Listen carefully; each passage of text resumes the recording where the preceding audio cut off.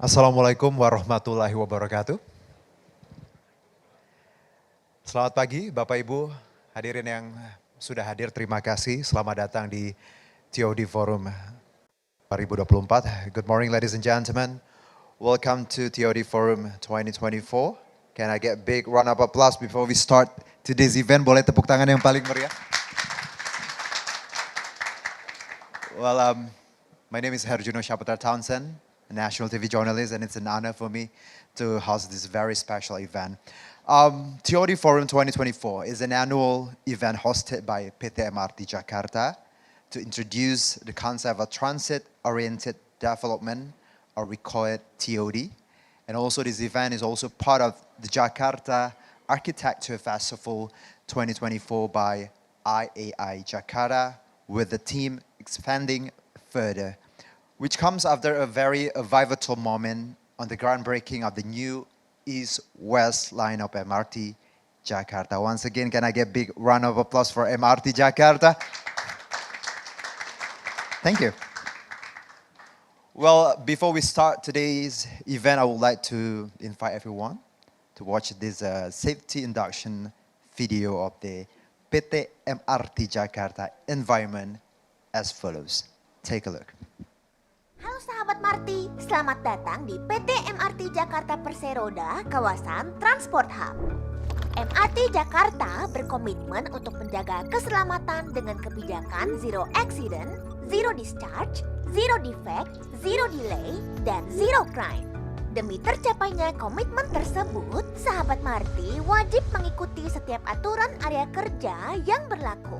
Pertama, kamu wajib lapor serta menunjukkan data diri kepada petugas. Oh iya, kamu dilarang memasuki area kerja tanpa izin dari petugas atau karyawan MRT ya. Selain itu, kami mohon untuk tidak merokok di kawasan MRT Jakarta, kecuali di smoking area. Mulailah bekerja setelah mendapatkan izin sesuai dengan prosedur yang berlaku ya. Ingat selalu untuk berhati-hati dan taati rambu keselamatan yang ada. Serta gunakan APD sesuai standar yang ditetapkan pada area wajib APD ya, sahabat Marti. Jagalah kebersihan dengan membuang sampah pada tempat yang disediakan. Matikan lampu dan keran air setelah digunakan. Selalu jaga barang pribadi sahabat Marti ketika berada di area MRT Jakarta ya. Jika menemukan kondisi tidak aman, sahabat Marti berhak untuk menghentikan atau menolak melakukan pekerjaan hingga kondisi dinyatakan aman. Gedung ini dilengkapi fasilitas keselamatan seperti area khusus pejalan kaki, tangga darurat, tombol darurat, dan lainnya. Segera informasikan kepada tim MRT Jakarta ketika terjadi keadaan darurat. Lalu, ikuti arahan tim dan rambu petunjuk untuk melakukan evakuasi menuju titik kumpul yang telah ditentukan. Jika terjadi gempa, carilah tempat berlindung, menunduk, lindungi kepala dan leher dengan tangan, serta jauhi objek yang tinggi bila sedang berada di area terbuka. Segeralah menuju titik kumpul ketika getaran sudah reda. Berikut adalah kontak darurat yang dapat dihubungi. Terima kasih atas perhatian sahabat Marti. Sampai jumpa. MRT Jakarta. Alright. Ladies and gentlemen, that was our safety induction video. And also before we start, I would like to express our heartfelt thanks to our supporting partners, Ikatan Arsitek Indonesia Jakarta, and also Urban Renaissance Jansi, dan juga Bank DKI. Terima kasih banyak atas bantuan ya. Dan Bapak Ibu, ladies and gentlemen, please rise for the national anthem Indonesia Raya.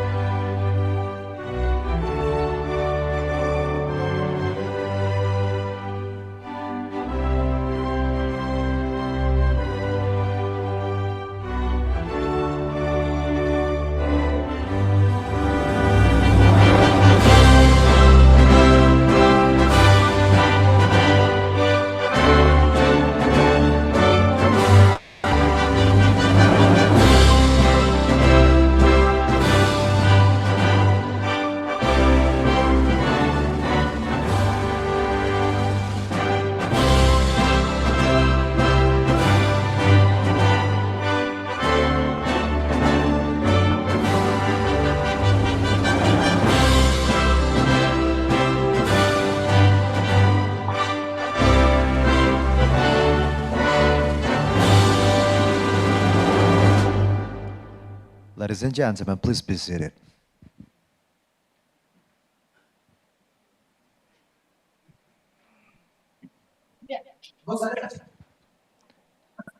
To officially open our event, I would like to invite the chairperson of the Indonesian Institute of Architects, IAI Jakarta, Mrs. Doti Windajani, to deliver her opening speech. To Mrs. Doti, time is yours.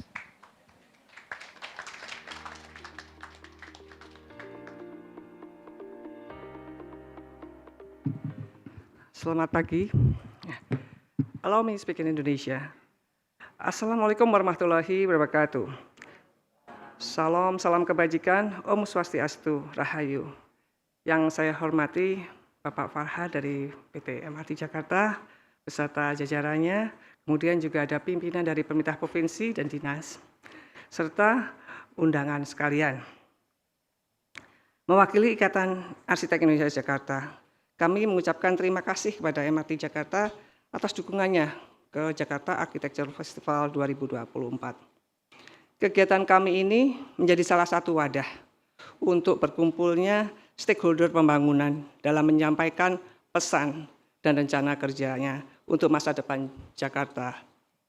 Dengan berjalannya transformasi tata ruang dan tata bangunan, Jakarta yang bersifat nantinya ada konurbasi atau aglomerasi yang digerakkan oleh sistem infrastruktur transportasi publik. Pastinya Jakarta akan berkembang dengan sedemikian rupa dan kita semua harus siap untuk itu. Dari kami arsitek, juga stakeholder pembangunan lainnya, juga termasuk asosiasi profesi terkait. Kami IAI Jakarta mendukung kolaborasi dengan pemerintah provinsi, asosiasi, akademisi, dan masyarakat. Sekali lagi apresiasi kepada MRT Jakarta, semoga rencana pembangunan ke depan memberikan dampak positif kepada pertumbuhan Jakarta dan ruang berkehidupan masyarakat yang nyaman dan livable. Semoga Jakarta Sustainable, Livable Global City menjadi nyata. Demikian, terima kasih. Wassalamualaikum warahmatullahi wabarakatuh. Salam Starring. Baik, terima kasih Ibu. Semoga Jakarta livable, tadi sustainability yang juga emphasize, terima kasih sekali lagi. Dan selanjutnya saya akan mengundang Director Business Development PT MRT Jakarta, Mr. Farhad Mahfud, that will provide an overview of the objectives and expectation for this event, as well as the importance of this collaboration in TOD development, and also followed by the MOU signing. Kepada Bapak Farhad Mahfud kami persilakan.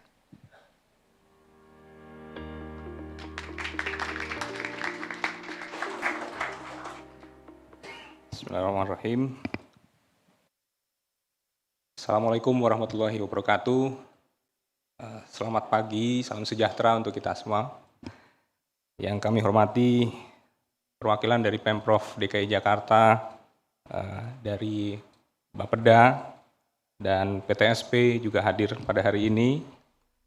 Kemudian yang juga kami hormati Direktur Konstruksi yang dalam hal ini diwakili oleh Kepala Divisi Engineering, Ibu Risma Muslimah. Kemudian Mr. Junichiro Kano, Chief of Representative of Jakarta UR Agency, selaku pembicara. Juga Colin Ward from Senior Partner Foster and Partner, terima kasih. Mr. Michael Bowell, Senior Associate Principal, Skid Owing and Merrill. Ya. Dan Bapak Ibu sekalian, para hadirin yang hadir pada acara TOD Forum yang ketiga yang diselenggarakan oleh bersama antara MRT Jakarta dengan Ikatan Arsitektur Indonesia. Ya.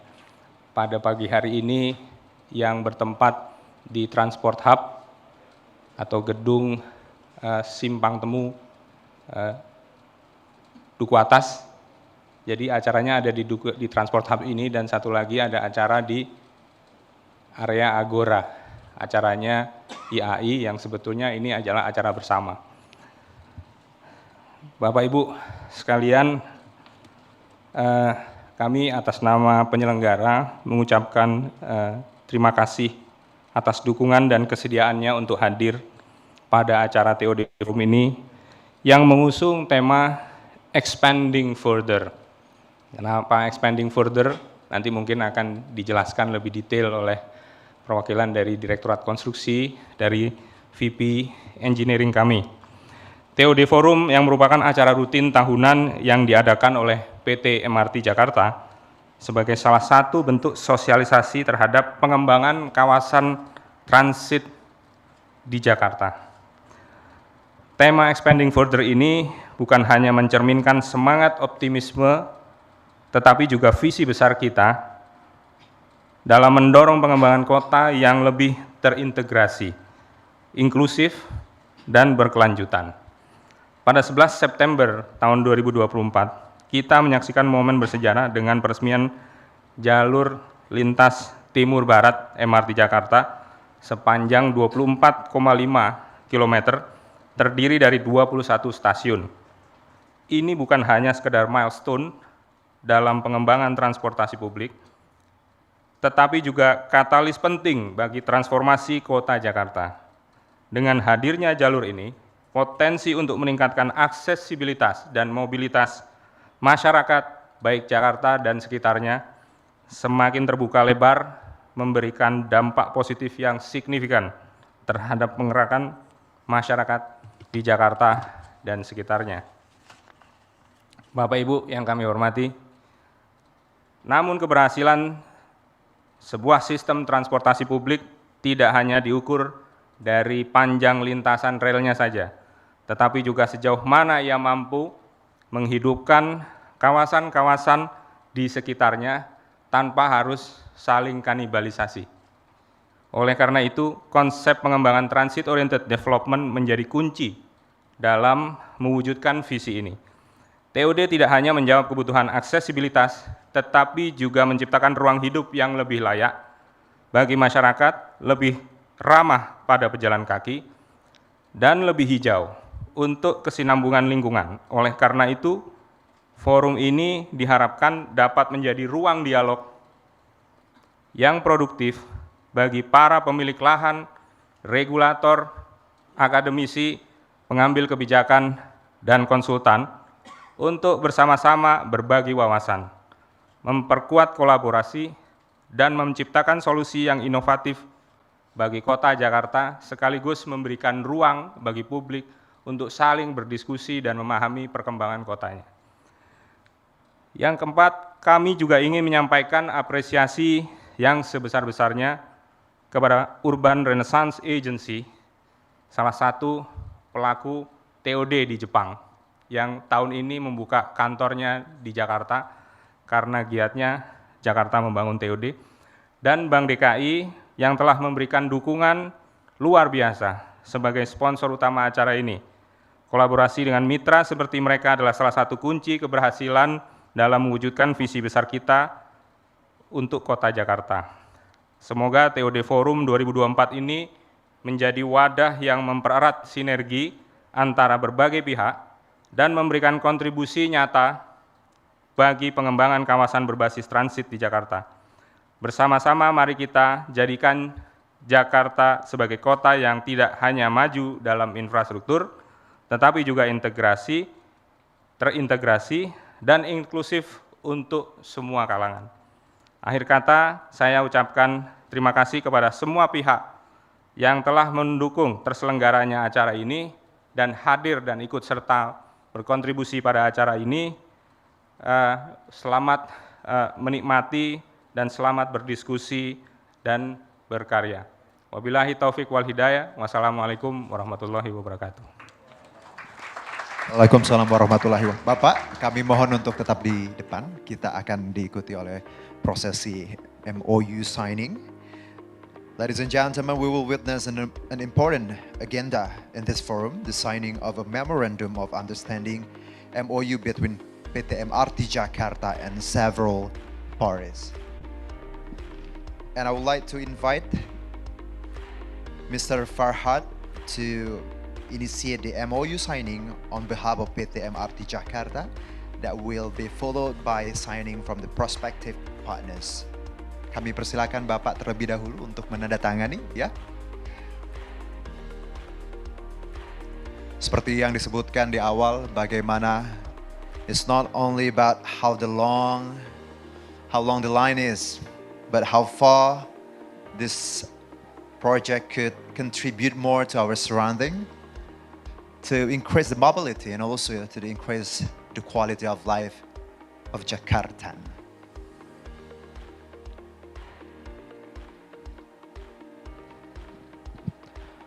Tepuk tangan yang paling meriah. Bapak tetap di tempat. Selanjutnya saya undang, we would like to invite Mr. Stefanus Dwi Satrio from PT Arta Karya Adiguna untuk bergabung bersama kami. Selanjutnya saya undang juga Bapak Ihsan Primanegara from PT Mulia Inti Pelangi. Bergabung bersama kami juga Bapak Safei from PT Jakarta Industrial Estate Pulau Gadung. Selanjutnya Bapak Hadi Setia Dharma Ho from PT Nagaraja Lestari PT Semol. Dan yang terakhir perwakilan dari PT Pembangunan Jaya. These 5 companies are located along the MRT East-West Line corridor, and together with PT MRT Jakarta, they share a common vision to realize and bring positive impacts from transit-oriented development. Bapak Ibu, kami persilakan Bapak untuk menandatangani masing-masing di bagiannya. PT Arta Karya Adiguna, PT Mulia Inti Pelangi, PT Jakarta Industrial Estate Pulau Gadung, PT Nagaraja Lestari PT Semol, dan juga PT Pembangunan Jaya. Boleh kita berikan aplaus yang paling meriah? Oke. Boleh diperlihatkan Bapak ke kamera, kami persilakan. We would like to extend our warmest gratitude for your collaboration toward our project. Once again, thank you very much.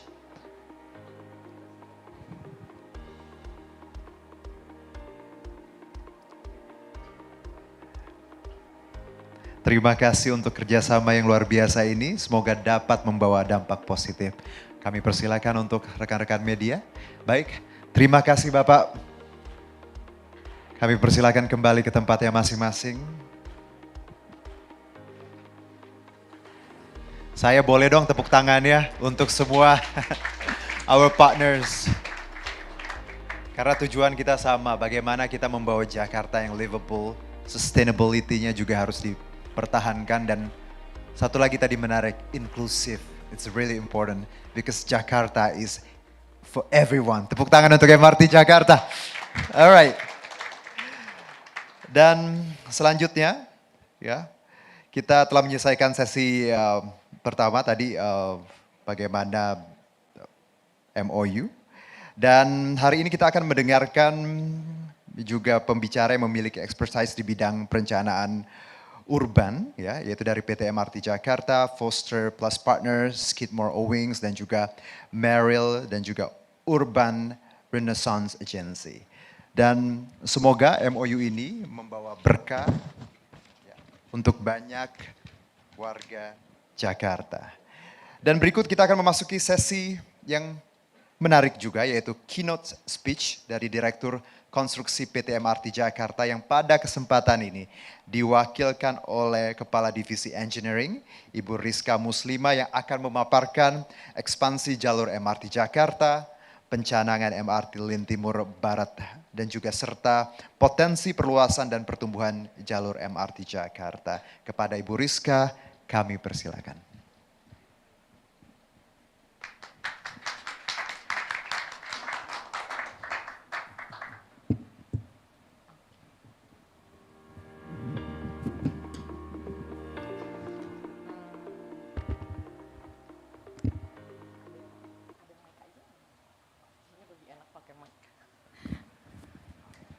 Need mic, go on.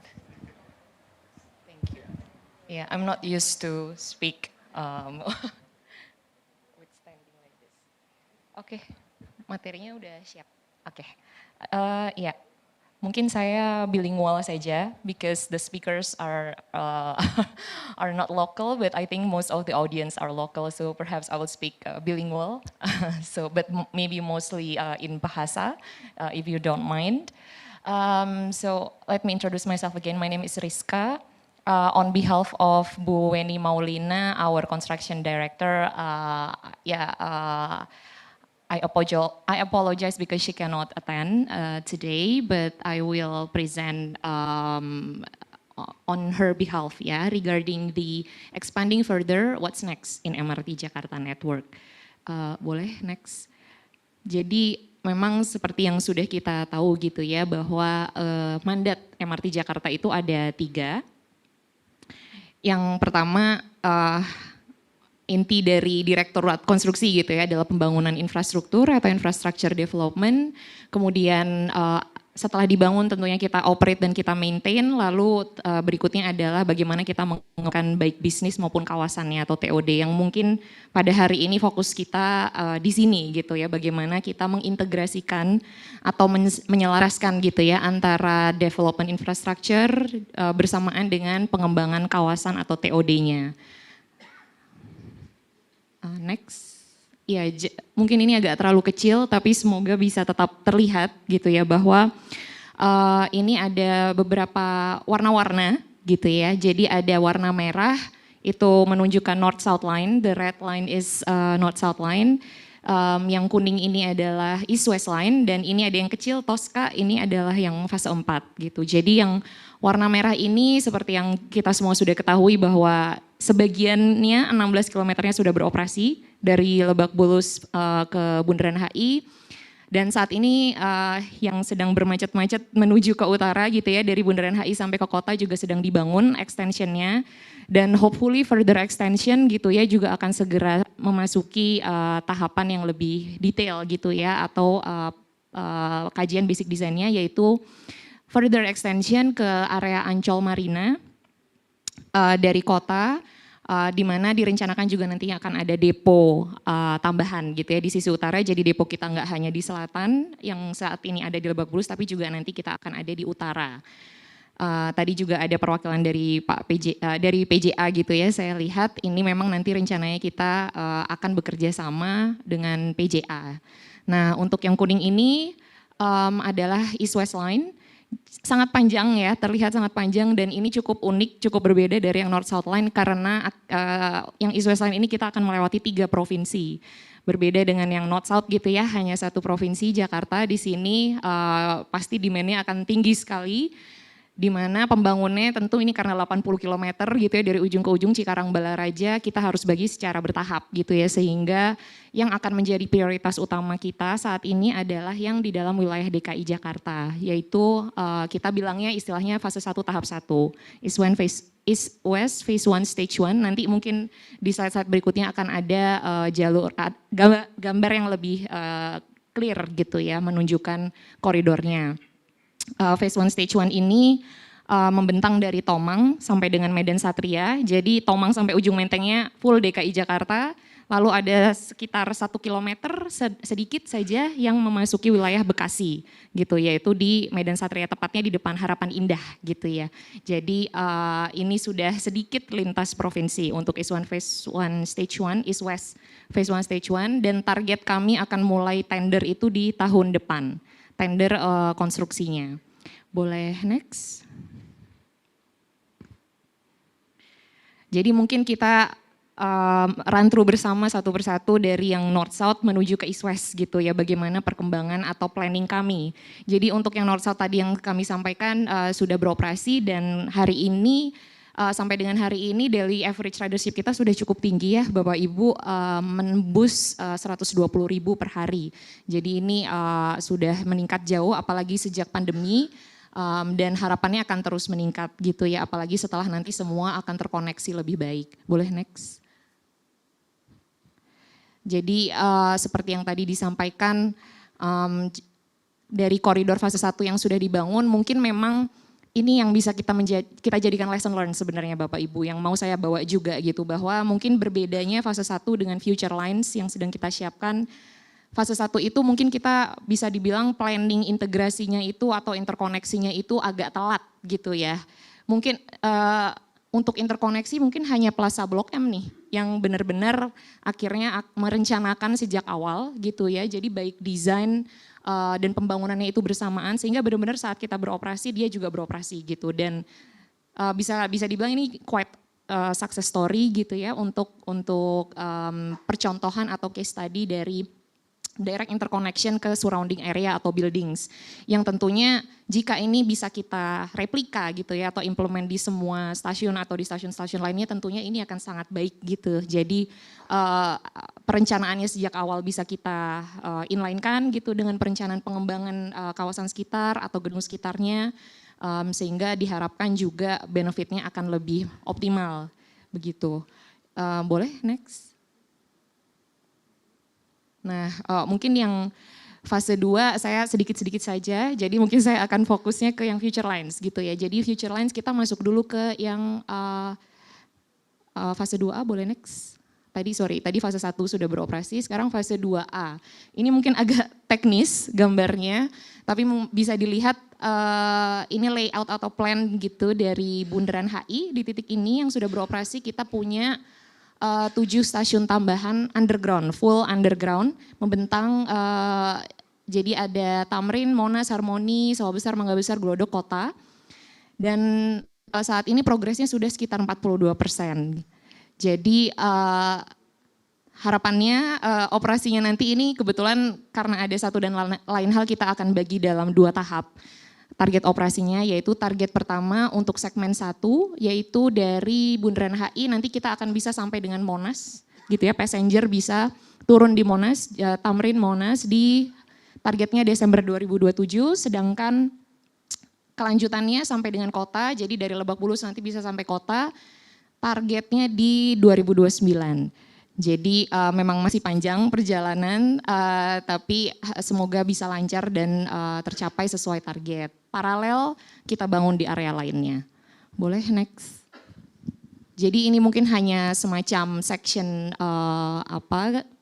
gambar section konsep bagaimana kita mengintegrasikan secara tipikal ya untuk underground station khususnya yang di area fase 2A ini. Jadi memang yang tadi saya sampaikan, salah satu lesson learned bukan cuma koneksi ke gedung sekitar yang ingin kita rencanakan sejak awal, tapi juga tentunya intermoda facilities-nya gitu ya, atau interconnections-nya.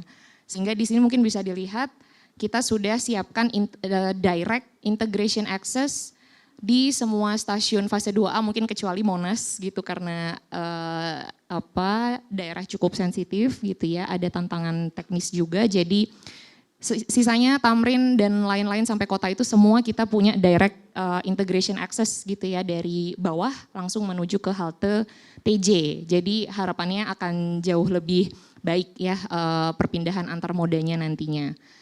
Dan untuk entrance juga masih sama, majority memang masih ada di trotoar gitu, tapi juga ada beberapa nanti yang bisa dilihat sudah kita usahakan untuk jadi semacam combine building gitu ya, contohnya yang di Glodok,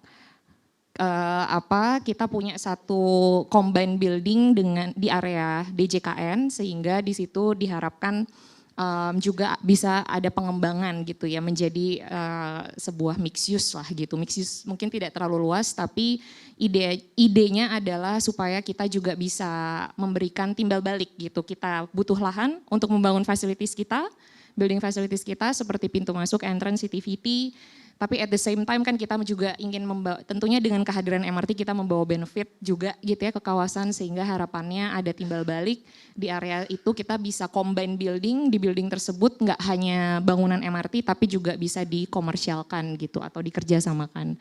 Next.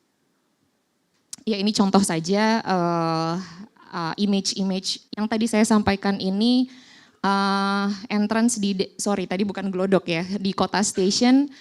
Jadi memang ini semacam image ketika jadinya nanti akan seperti ini gitu ya di lahan DJKN. Jadi kita punya kita juga at the same time meletakkan cooling tower kita di sini gitu, di mana nanti akan digabung dengan kalau tidak salah jadi hotel ya Pak ya rencananya ya gitu. Boleh next. Nah, ini juga cukup menarik yang tadi Pak Farhad sampaikan bahwa kita telah melakukan seremonial groundbreaking untuk pencanangan persiapan pembangunan East West gitu ya kira-kira. Kebetulan kemarin titiknya ada di kira-kira di sini gitu ya, di mana merupakan titik interkoneksi yang akan direncanakan menjadi interkoneksi antara stasiun Tamrin. Jadi lucunya dua-duanya ini namanya Tamrin gitu ya Pak ya. Ada Tamrin yang merupakan part of North South, ada Tamrin yang merupakan East West. Jadi nanti both dari Tamrin North South dan Tamrin East West akan dikoneksikan melalui underground passageway. Jadi bisa nggak usah tap in tap out gitu ya, bisa dari dari Tomang tadi atau dari sisi lain mau ke Lebak Bulus gitu ya, bisa nggak perlu tap in tap out lagi, langsung lewat jalur langsung lewat koneksi ini gitu. Jadi bayangkan betapa akan memudahkannya interkoneksi di Tamrin ini gitu ya, membawa demand dari outskirt Jakarta juga, khususnya misalnya dari area Bekasi gitu ya, bisa membawa ke city centernya Jakarta. Kira-kira seperti itu. Boleh next. Oke, sekarang kita masuk sedikit ke agak-agak ke utara gitu. Jadi yang tadi saya sampaikan dari kota kita tidak berhenti sampai di kota saja. Jadi kita akan further extend sampai ke utara, di mana sebenarnya ini nggak panjang ya, tambahannya hanya sekitar 5 km. Tapi di situ kita rencanakan ada 3 stasiun, 2 stasiunnya bawah tanah, yaitu Mangga 2 dan Ancol Park. Satu lagi Ancol Marina, ini bersamaan dengan area deponya yang direncanakan akan dibangun di atas lahan reklamasi. Ini yang tadi saya sampaikan merupakan kerjasama gitu ya dengan PJA. Nah, untuk ini stasiunnya at grade.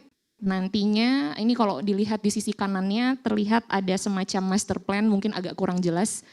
Tapi di area ini memang direncanakan untuk dibangun mixed use development gitu ya. Jadi ini juga mungkin bisa dibilang salah satu pembelajaran kita dari fase sebelumnya, di mana ketika kita membangun depo Lebak Bulus, itu kita bangun benar-benar hanya untuk depo gitu ya. Padahal mungkin sebenarnya lahan sebesar-besar itu kalau kita rencanakan dari awal untuk bisa dikembangkan atau ada provision untuk future development, itu kan akan jauh lebih baik gitu kira-kira, sehingga untuk depo baru ini kita upayakan agar adanya perencanaan pengembangan di atas depo tersebut. Jadi nanti semacam akan ada deck gitu ya di atas depo kita, di mana di atas deck tersebut bisa dibangun mungkin mid-rise lah gitu ya, mid-rise building mungkin sekitar 15 lantai.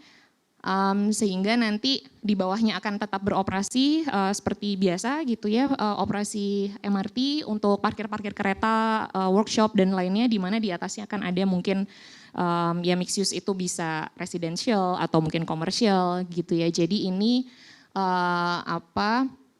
menjadi salah satu percontohan juga yang baik gitu ya, di mana kita merencanakan ini sejak awal. Boleh next. Sekarang kita memasuki Timur Barat. Nah, semoga ini terlihat lebih jelas. Jadi memang yang tadi saya sampaikan, saking panjangnya jalur ini kita bangunnya nggak bisa sekaligus Bapak Ibu, jadi perlu kita bagi-bagi lagi juga tahapnya. Dan di mana fokus utama kita adalah di wilayah Jakarta terlebih dahulu. Jakarta plus gitu ya, Jakarta masuk plus 1 km Bekasi sedikit nih, jadi nanti mungkin di slide berikutnya akan terlihat lebih jelas. Dan di sini mirip seperti fase 1 karena ada kombinasi baik yang elevated maupun underground. Dan plus tentunya akan ada satu depo lagi gitu ya, seperti depo di North South untuk tempat parkir keretanya. Dan ini untuk phase 1 stage 1 tadi seperti yang saya sampaikan, dari Tomang sampai ini ujung Menteng kan batasnya DKI ya gitu, nanti depo kita naik ke Rorotan. Secara jalur dia akan extend sedikit sampai ke Medan Satria. Panjangnya kira-kira jalur ini 24,5 km. Ke deponya sih ini hanya depo akses line sekitar 6 km. Boleh next. Ya, jadi mau tadi saya terlewat sedikit. Mungkin untuk yang East West itu tadi yang saya sampaikan phase 1 stage 1 itu kan di Jakarta. Tapi kita juga punya stage 2-nya. Mungkin boleh balik sedikit. supaya lebih jelas. Iya, jadi yang dari sini sampai ke ini ya, mungkin batasnya titik-titik ini juga masih wilayah Jakarta, tapi dia merupakan pentahapan yang kedua. Jadi memang prioritasnya setelah kita bangun dulu Tomang, Medan, Satria, nextnya ke stage 2, baru mungkin nextnya nanti akan ke phase 2, either ke sisi timur duluan atau sisi barat duluan, mana yang lebih siap lah gitu ya Pak kira-kira. Jadi untuk yang stage 2 ini, kita segera akan mulai basic design-nya. Untuk basic design-nya nanti akan dilakukan oleh Kementerian Perhubungan, DJKA. Dan rasanya sih untuk, kalau tidak salah phase 2 ini juga nanti sudah akan dilakukan studinya lebih detail juga itu oleh Kementerian Perhubungan. Tapi untuk pendanaan mungkin saya bisa sampaikan juga, baik sejauh ini kebetulan pendanaannya MRT Jakarta itu dari Lebak Bulus sampai Bundaran HI, lalu dilanjutkan Bundaran HI sampai kota, itu semua memang pakai JKOD loan gitu ya. Jadi memang pinjaman lunak dari Jepang.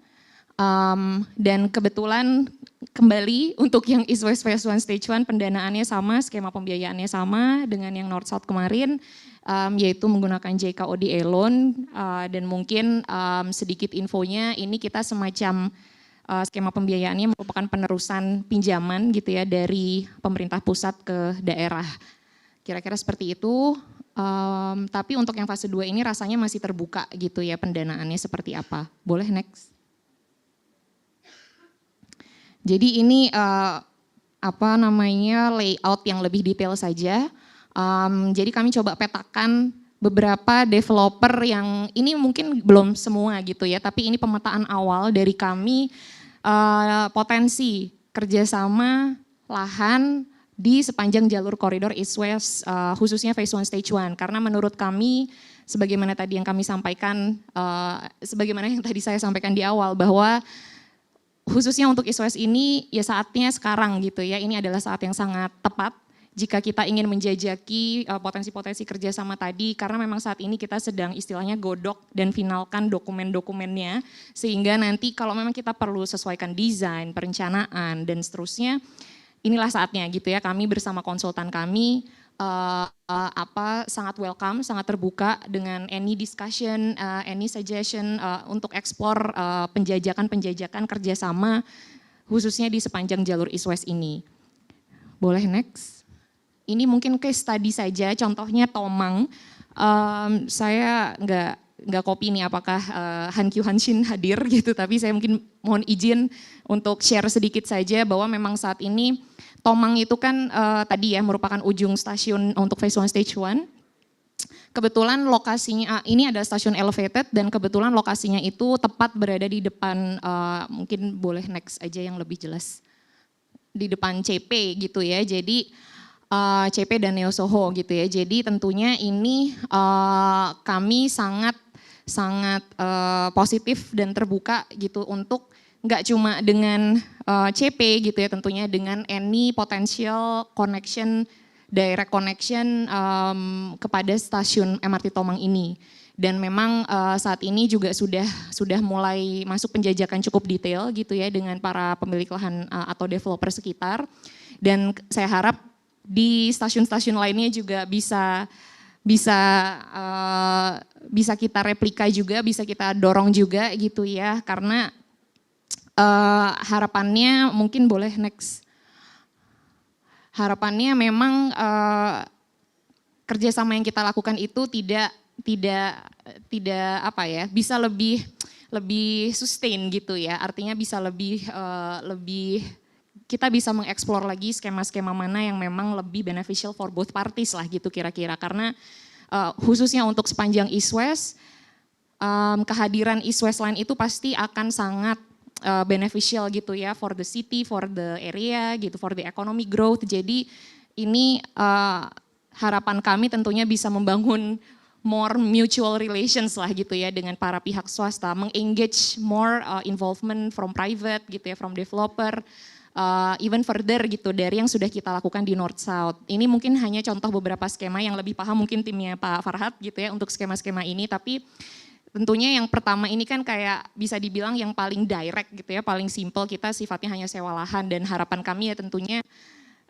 kita bisa mengeksplor lebih dari this kind of scheme lah gitu ya. Semoga kita bisa juga selain kita mungkin kita butuh untuk naruh bangunan gitu kan istilahnya, as simple as that gitu kan. Kalau dari konstruksi ini apalagi point of view-nya kan intinya saya butuh lahan, saya mau bangun entrance gitu kan. Tapi kan entrance ini akan membawa penumpang gitu ke area sekitar gitu ya, dan akan ya kita lihatlah contoh nyata yang sudah ada di North South saat ini. Sehingga harapannya tadi ya mutual relations yang kita bangun itu juga tidak hanya as simply provision of land-nya saja gitu, tapi mungkin kita juga bisa berpartner gitu, bagaimana developer juga mungkin bisa membangun interconnection-nya, dan mungkin bahkan tidak berhenti hanya di interkoneksinya, tapi juga at the same time provide public space-nya gitu di surrounding interconnection tersebut. Itu mungkin ekspektasi kami gitu, jadi bersama kita membangun dan mengelola kawasan tersebut menjadi lebih baik lah gitu. Boleh next. Rasanya sih sudah cukup dari saya, jadi mungkin sebagai penutupnya tadi message yang mungkin titipan juga dari Bu Direktur Konstruksi gitu lah ya, karena kan saat ini kita sedang mempersiapkan future lines gitu, baik yang 2B maupun East-West, jadi besar harapan kami supaya di saat-saat ini pulang dari sini semoga presentasi saya bukan hanya sebagai formalitas gitu ya, tapi saya juga berharap akan ada kita bisa benar-benar mengeksplorasi further potensial kerjasama gitu ya untuk pembangunan kawasan di koridor-koridor future lines kami gitu. Terima kasih mungkin dari saya. Oke. Sekian. Baik, terima kasih Bu Rizka Muslimah.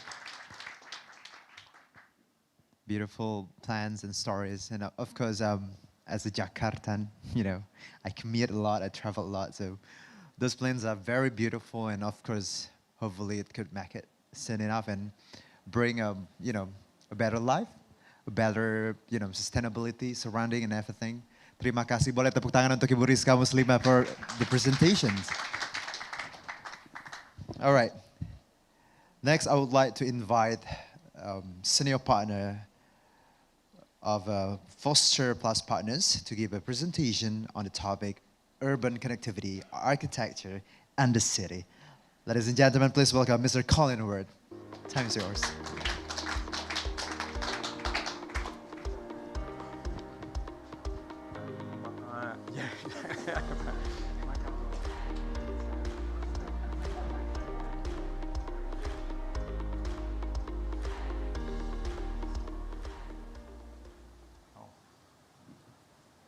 Okay, I think I've got it. Okay, forwards, backwards.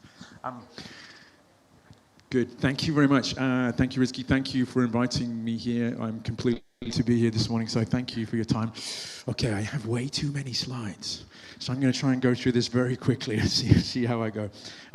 Okay, so what I want to try and do is... okay, good. What I want to try and do is... I can drive this properly. Okay, what I'm trying to do is talk about 4 projects, of course about TOD and sustainability, but also about location. I just want to try and touch on how we might begin to design projects and sustainability TOD projects that are kind of about the location, about the city that they're in, about the climate that they're in. And therefore I want to start with this. This is an early 20th century map, and it's the world, but I think we thought it was really interesting because it kind of puts climate at the center of the map. So this area here, obviously this is us just here, we're right in the middle of the torrid zone, which is kind of an interesting name, I thought, really. So we're in the middle of the torrid zone. This is the frigid zone. This is the temperate zone. So if we're kind of in the torrid zone, how do you begin to design buildings for the torrid zone? The torrid zone is torrid because it's like this. So when we're here, we're all like under umbrellas. We're all kind of super hot all the time. So how do we design for that? Because in other parts of the world, it's like this. It's absolutely freezing cold. So what it seems to us is, how do we design buildings and complexes and TODs that are kind of climatically sensitive and therefore appropriate for the city? So in some ways, how do we design buildings for Indonesia, for Jakarta? So I'm going to kind of now run through 4 projects that hopefully begin to talk about some of those issues. So first one, Masdar Institute in Abu Dhabi, which was the beginnings of a car-free master plan, so TOD.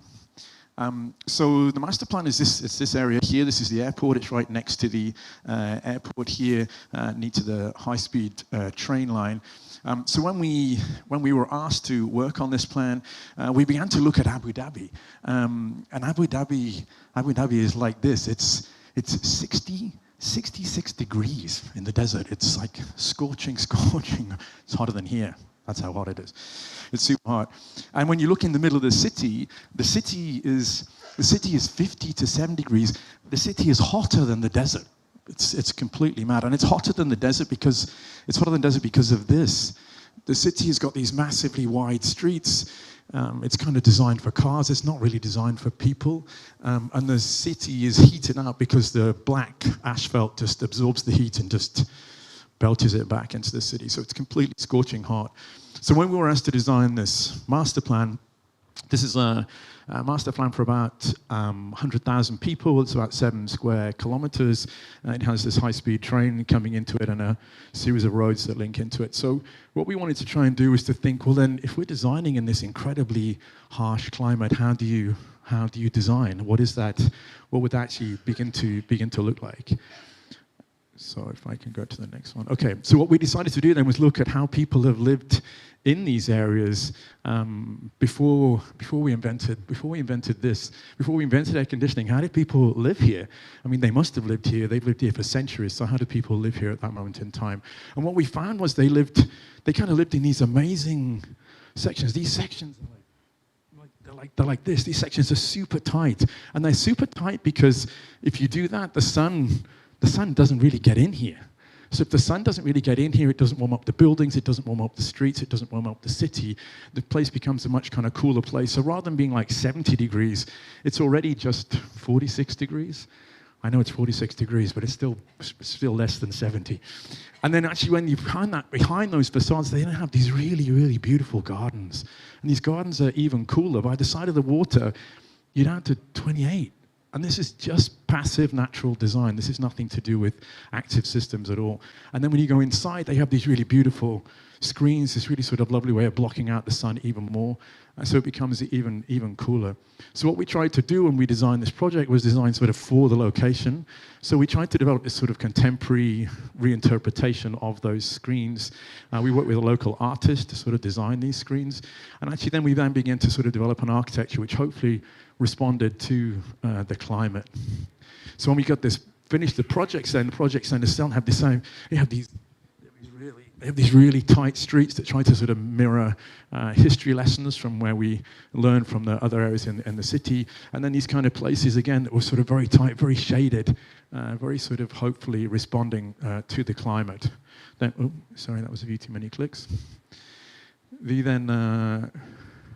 Then what we then tried to do then was actually say then if we're going to have these really tight streets, how do we make sure those streets are for people? How do we make sure then that we can have it so that people can arrive on the outside of the city, drop their little buggies, their electric cars, and then walk through the streets in a way. So then what we tried to do is the classic TOD system, Rizko was just talking about. So we have everything sort of underground, retail underground, and then you come up into the streets. The streets then are also retail, but it becomes this sort of layered system where then we kind of keep the streets and the urban surfaces as much as we can for people.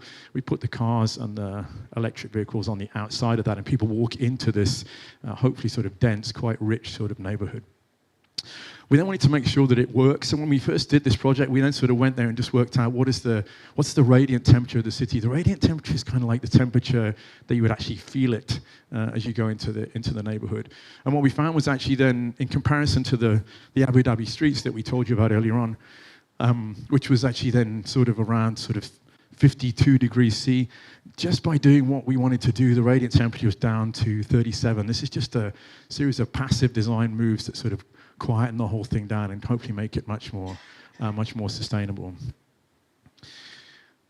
I'm going to try to go. So what we also then tried to do, obviously this is in the middle of Jakarta, it's in the middle of Abu Dhabi, so it's baking hot, sunshine all the time. So also then with the series of PV fields that we sort of located then around the project, we then also looked at if we could make this a completely sustainable district. If we use PV fields along with solar tubes, along with waste to energy, and along with evacuated vacuum tubes as well, we then managed to come up with an idea where we could take the conventional city, which is probably giving out over 1 million tons of CO2 a year for a comparable size of city and population.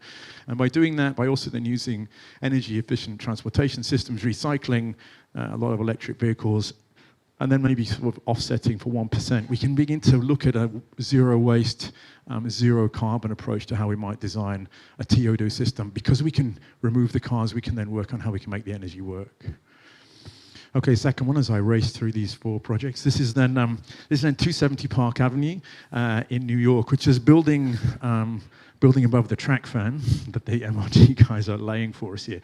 So we were lucky enough to be asked by JP Morgan to design new headquarters for them on 270 Park Avenue in the middle of New York, which was a kind of a fantastic opportunity. Actually, on the site originally was this building, which is the Union Carbide building, which is a fantastic SOM building, actually, which was a great project. And actually, we thought this was an incredible, this is 1957, Gordon Bunshaft, great architect.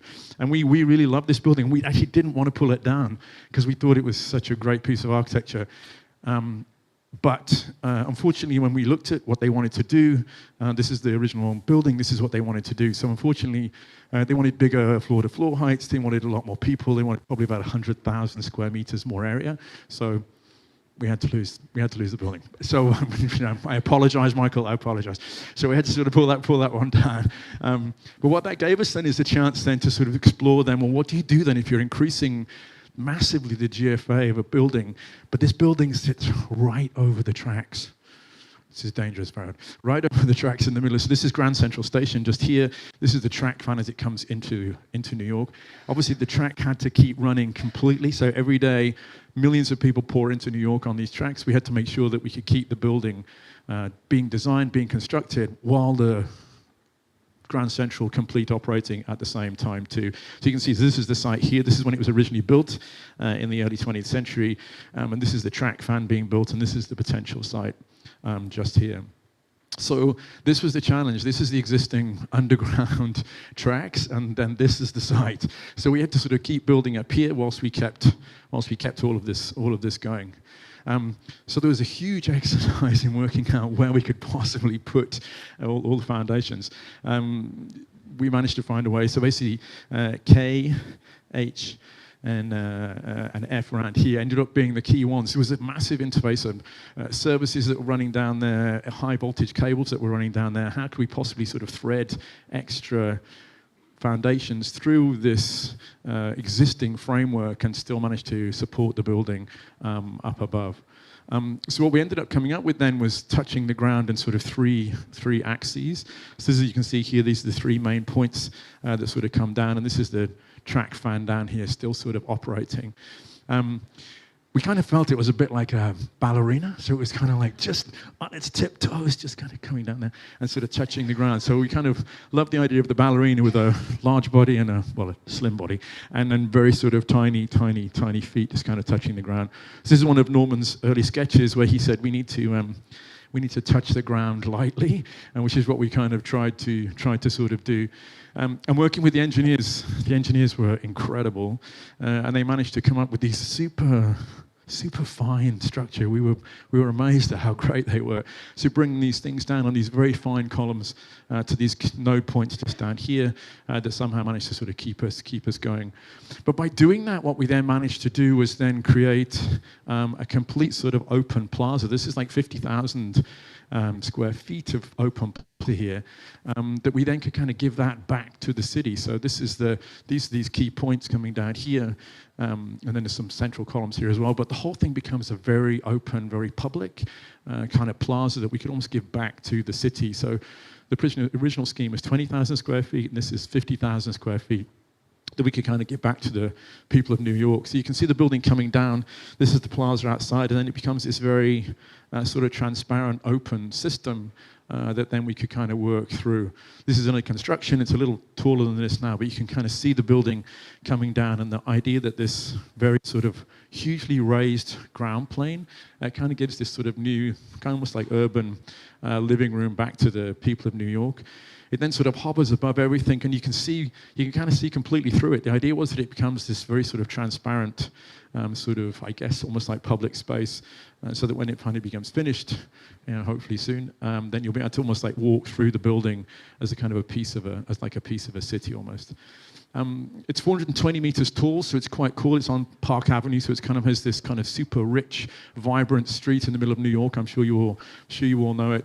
And then if we wanted it to almost to sort of echo that, so this building becomes almost like a city within a city too. So it has, it has an entertainment district, it has a collaboration district, it has a working district, it has a learning district, it has a garden district, and then it has a sort of a financial district too. So it's almost like the way the floor plans were arranged, we tried to sort of connect them all up in this way as almost like a bit of a microcosm of the city and stack it vertically, kind of coming down then on these very sort of narrow feet, but providing almost like the spaces that you get down at street level, we kind of stack those up vertically high within the building as well. Okay, my third one. This is, again, how we can try and do a sustainable TOD hub.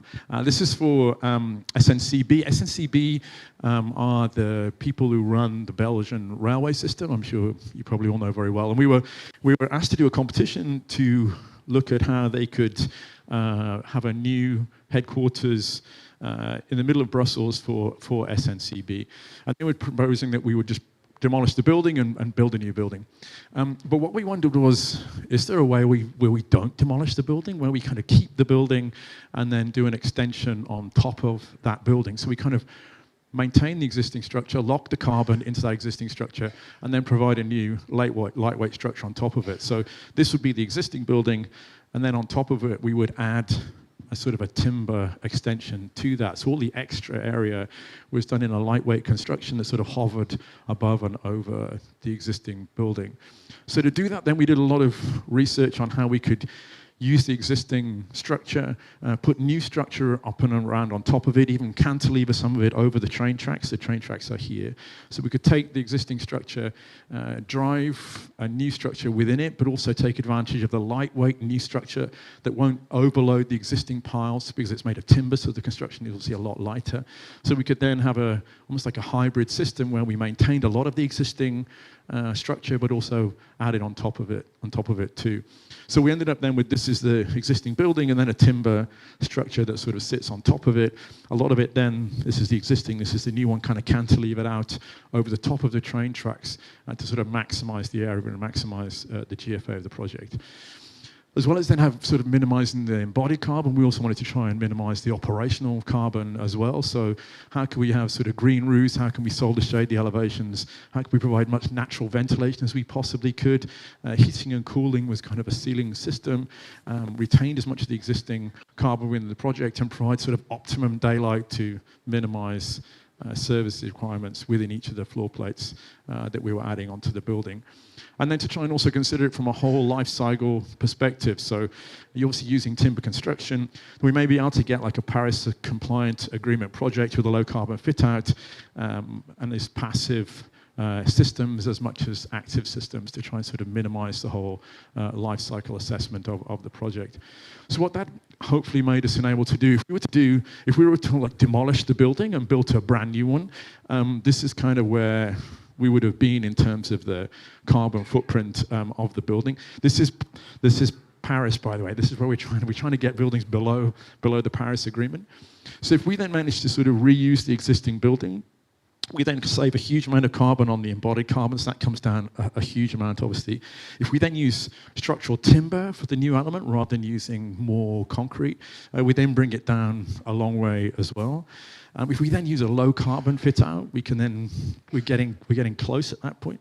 And if we optimize the operational energy within the project, we then finally begin to get to a building that is beginning to be a Paris compliant project.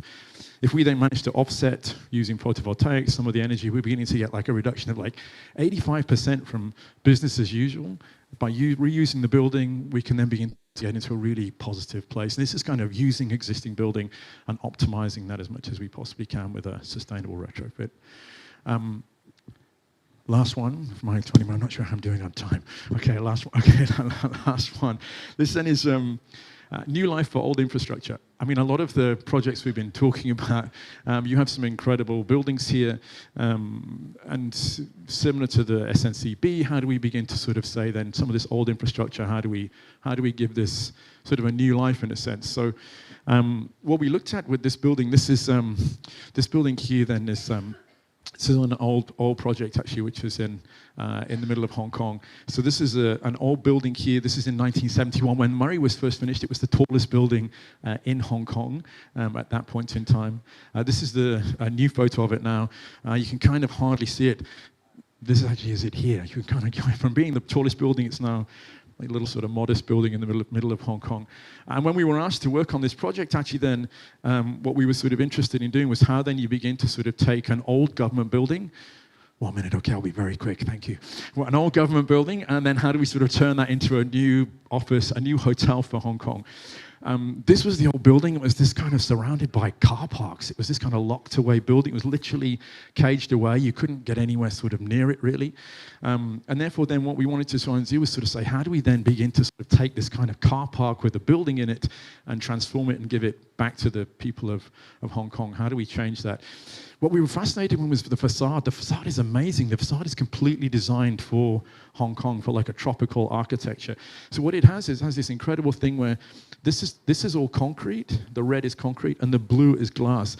This is north and this is south. So basically when the sun in the morning, east, and the sun in the afternoon, west, the sun only hits the concrete. The glass doesn't get touched at all. It's really, really quite incredible. So if you look the way the sun sees the building like this. It doesn't see any glass at all.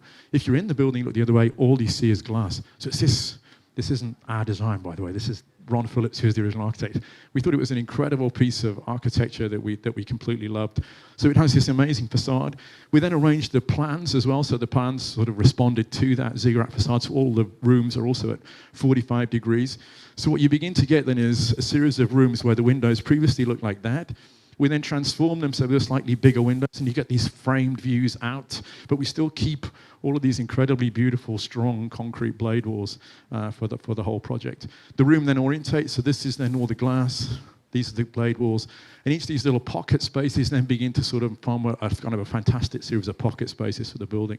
What it then managed us to do then was sort of say then, let's remove all of this car parking, let's remove all of this sort of urban kind of decay, the sort of the old sort of ideas of people living in cars and working in cars in the city, and completely sort of open it up. So that what we then get is a much more sort of open space. So this was all then taken away. The tree was kind of finally freed and given back to the city, and people now can live and open in these areas. The columns come right the way down to the ground.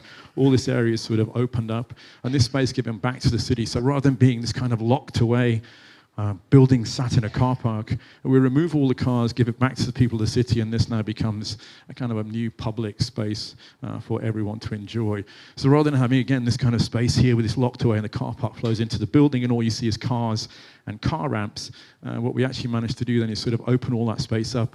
The space now down here then becomes actually the new reception space for the hotel. So rather than being broom cupboards and meter cupboards and storage areas, this actually becomes the front door for the building. Outside on the other side of the building, again, rather than it being a car park, we now sort of transform it to a series of terraces, cafes and restaurants that sort of flow out into the surrounding landscape. Okay, so in my last 1 minute, I'll be 1 minute. Just 1 minute.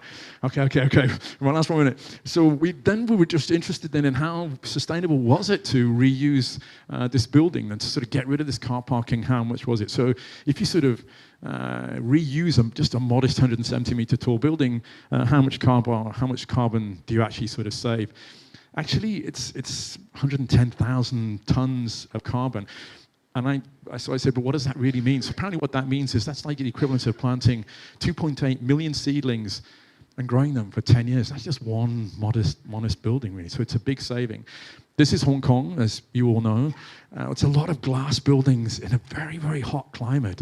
And which is kind of like, really, do we want to build glass buildings? Do we want to build greenhouses in a subtropical climate? Is that the right thing to do? Question. So if you don't do that, compared to a typical Hong Kong high-rise, where this building of Murray building has this kind of concrete walls, actually only 27% of the elevation is glass. So 73% of it is concrete. It's completely solid. And when you say that to people, they go, wow, won't it be dark in there if it's like 73% solid? But it's like, actually, no. It's not. It's actually not dark at all. It's actually very beautiful in there, actually. So if you can have a building that's 73% solid, and it looks like this, maybe that's the way we should design. So when we looked at that, then we said, so if you have a 70% reduction in solar gains over a new build, actually then what does that mean? That actually means that you can save up to 20,000 tons of carbon over the life of the building. And what that is, that's the equivalent of planting 500,000 seedlings and growing them for 10 years. So maybe this is also something that we can think about. So last slide for me where I started. So if we're building in here, if we're building in the torrid zone, if we're building here, how do we do that? So when we're doing all this amazing work that the MRT are doing, these incredible TOD developments, how do we design them so they are responsive to Indonesia? What's Indonesian architecture? How do we design that in a way that responds to your incredibly beautiful climate, your incredible sunshine? How do we design in a way that maybe responds to that, as well as all the incredible TOD things? Okay. Thank you. Thank you very much. All right, ladies and gentlemen, Mr. Collingwood. Very engaging presentation. Thank you very much. I know the time is very packed, so it's going to be very quick. All right, but it's beautiful how to see the role of architectures, you know, in enhancing the urban connectivity and also the productivity. In this context, we talk about MRT new lines, and also what I could get from your presentation is about how thoughtful design, you know, around the transport hub can improve the accessibilities and also create more livable cities. Once again, Collingwood, ladies and gentlemen. Baik, Bapak Ibu, kita akan break, tapi hanya 5 menit. Jadi ini a very short break, so saya persilakan untuk enjoy the coffee, ya, our refreshment. But kita akan mulai dalam 5 menit ke depan, tapi sekali lagi, jadi it's very versatile, so everyone could enjoy the coffee while enjoying the presentations. Tapi sebelumnya juga saya mengingatkan, we got some presentation booth right there dari Urban Renaissance Agency. Jadi Bapak Ibu yang ingin melihat kira-kira presentasi dari Urban ini boleh ke sana, dan juga dari Bank DKI ada di lantai 1. Jadi kami terima kasih sekali untuk IAI, Urban Renaissance Agency, dan juga Bank DKI yang sudah membantu hari ini. Dan kita akan jeda sebentar 5 menit. It's not a break actually, it's just like to get exhale and inhale, right? Because we got 1 or 2 more presentation. Dan juga untuk teman-teman yang ada di YouTube dan juga webinar ya, di Zoom, kita masih akan lanjut, jadi mohon kesediaannya untuk tetap bersama kami karena kita akan jeda hanya untuk 5 menit. Itu saja for now. Thank you very much. I'll see you in less than 4 minutes, man. Thank you. Yeah.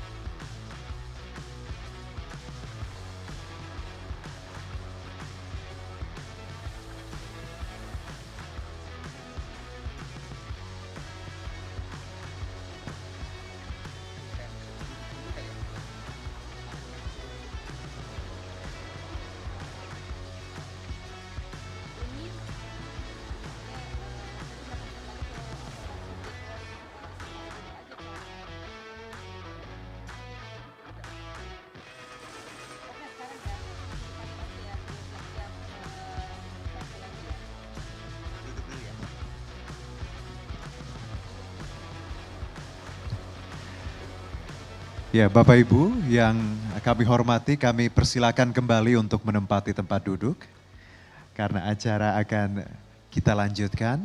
Ladies and gentlemen, please be seated as we begin our next session shortly. So once again, ladies and gentlemen, please be seated as we are about to begin our next session shortly. Bapak Ibu, kami mohon panitia juga boleh diarahkan untuk semua para peserta dan partisipan menempati tempat duduk karena presentasi berikutnya akan segera dimulai. Untuk Bapak, Ibu yang masih berdiri, kami mohon untuk kesediaannya untuk menempati tempat duduk. Demi menghargai speakers kita, kami mohon kerjasamanya. Bapak Ibu yang masih berdiri untuk duduk. Ladies and gentlemen, our next session will begin shortly. Please be seated as we are about to listen to more stories about economic impact of TOD transportation integration. Bapak Ibu, kami persilakan untuk duduk, boleh. Yang di belakang, boleh teman-teman yang di belakang diarahkan untuk Bapak Ibu menempati tempat duduknya segera. Karena presentasi berikutnya akan segera dimulai. Once again, ladies and gentlemen, as we're about to start another session shortly, please be seated.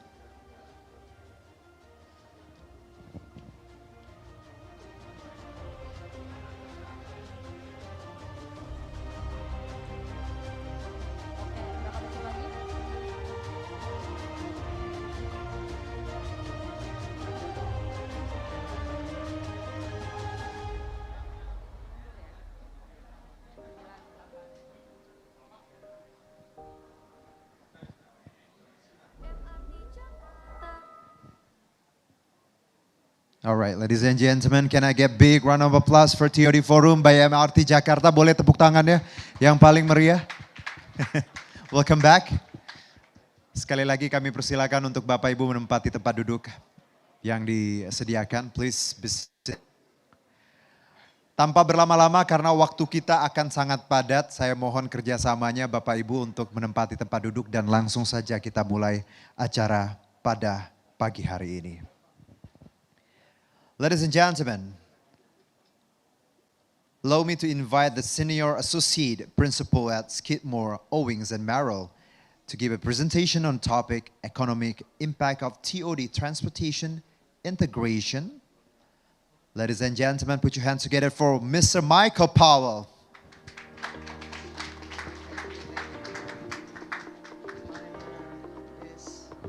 Thank you very much. I apologize for my voice. It's a little croaky due to I'm not sure, too much flying, too much partying, who knows what it is, but probably too much flying. So I am not an economist, so my talk will not be about the true economic impact of TOD, but from our project perspective and some of the work that we do at various scales, from urban design through to architecture, we do keep a close eye on, are we making an impact? Are we making a positive impact, not just economically, but across other aspects that we can measure? I'm not going to go through all this corporate introduction, but I do want to make a point here that part of what we see happening with successful TOD is the coming together of interdisciplinary groups, not just SOM, not just Foster and Partners, although we are all interdisciplinary designers, but it's the real estate sector, it's the public sector, it's the financial sector, it's transportation, and all of those groups coming together, working just like this to create the outcomes that we're really desiring to create. Let me just skip through all the intro.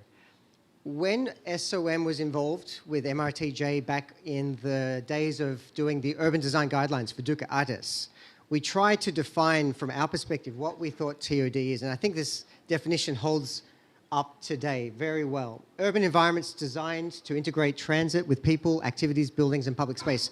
And what's really important is the buildings are only just one part of that, maybe the smaller part of what creates a successful TOD. Thinking well beyond the station, the buildings, into the community is really what I want to emphasize today about how we create value. So what types of value are we talking about? We're talking of obviously about economic, obviously about social and environmental. It's almost that triple bottom line concept where value is not just measured through dollars, it's measured through many other aspects. And in fact, what we're trying to do is not just create silos of value, we want to amplify by interacting between those components. When you get the true value of economic benefit of transit, of environmental benefit and the social benefit, that's when we really measure the success. Just as a very high-level intro, not all TOD is obviously development. Millennium Park is a TOD project in our perspective. It's actually sitting above the third most busy train station in Chicago. And what is really unique is it created value not just for the tourism dollars and the event dollars that are spent here, but all of the surrounding city, which is connected to that third most busy station, have amplified in value because of this integrated approach. Public open space, the arts and culture, of course, transit, and then real estate development. Okay, let me just talk a little bit about these guidelines. I think this is important because part of the process of creating value is the process itself. When we started working together with MRTJ, we set out in a very structured, methodological way to establish first the principles. These are the guideposts for what is representing a great TOD structure and outcome. We looked at development parameters, and I heard earlier today that these are still being followed in terms of how do you judge how dense and how much to develop.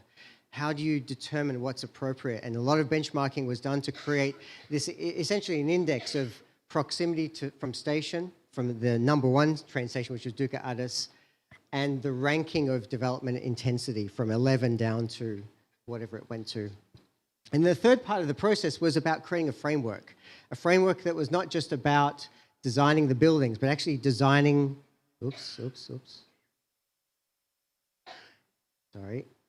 designing a framework that would create a coordination. Wow, we really went ahead. Sorry.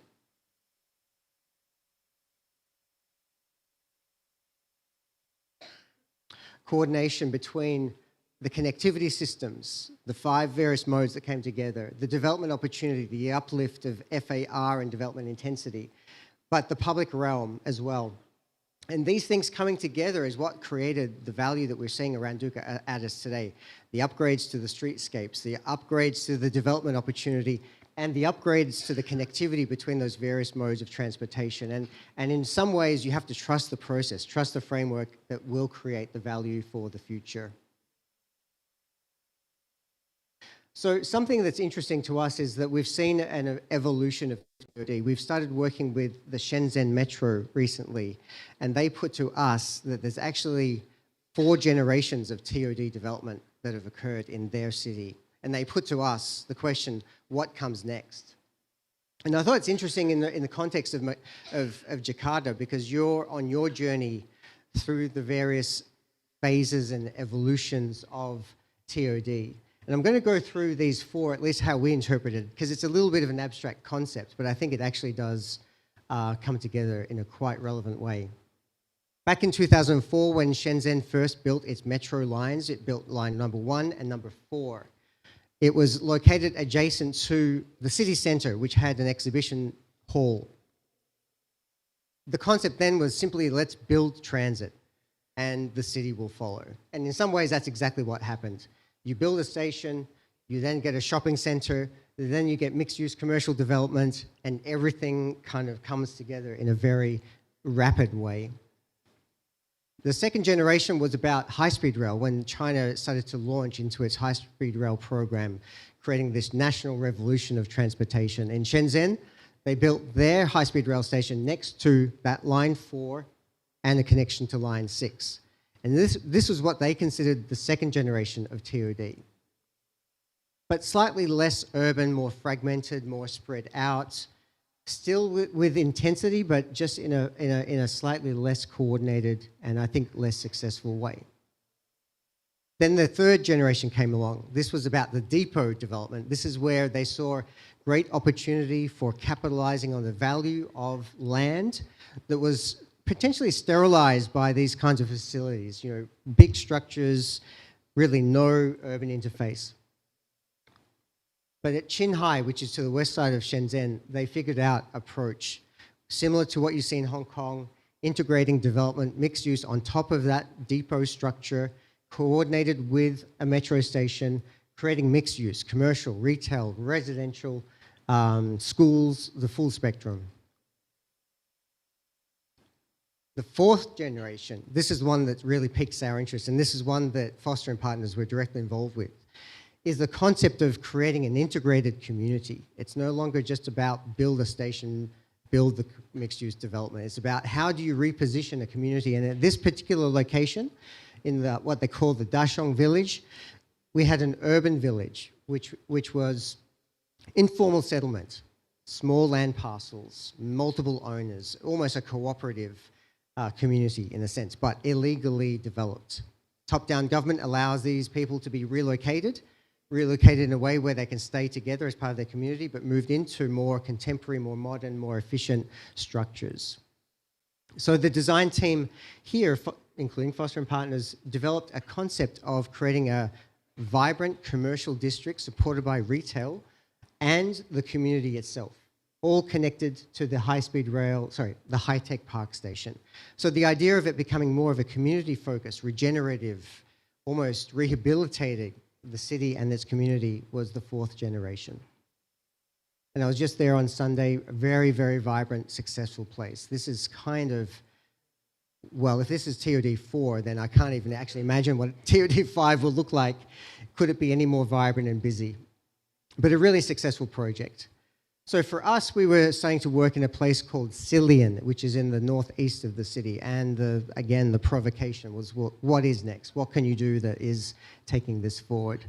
And what we were trying to position our project to do was to take the idea of community one step further. It's no longer about just integrating that mixed-use community infrastructure. It's about open space. It's about how people live.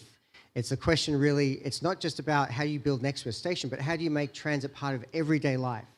Connecting to open spaces, connecting to the schools, connecting to existing facilities, and creating what we thought was like a living loop, a system of connectivity that brings everyone back to transit. And the kinds of outcomes that we were trying to achieve were similar to this, a community connected via almost a yellow brick road. You follow the path, you get to transit. You follow that path, you'll get also to all of the amenities and benefits that are on offer within the surrounding areas. Very much focused on health and wellness, biophilic design, light, air, filling the stations, filling the entry points into the metro below, creating a very much of a blurred boundary between what is indoor, outdoor space, what is urban, what is natural. And for us, this is the next evolution, moving beyond the station, beyond into a more lifestyle-focused structure. I'm going to talk a little bit now about some strategies that we've been developing for further adding value to our TOD projects. The first is about thinking beyond the station, the second is about urban strategy, and the third is about bringing this uniqueness of culture and identity into these TOD projects. And I'll use a project in each case to demonstrate.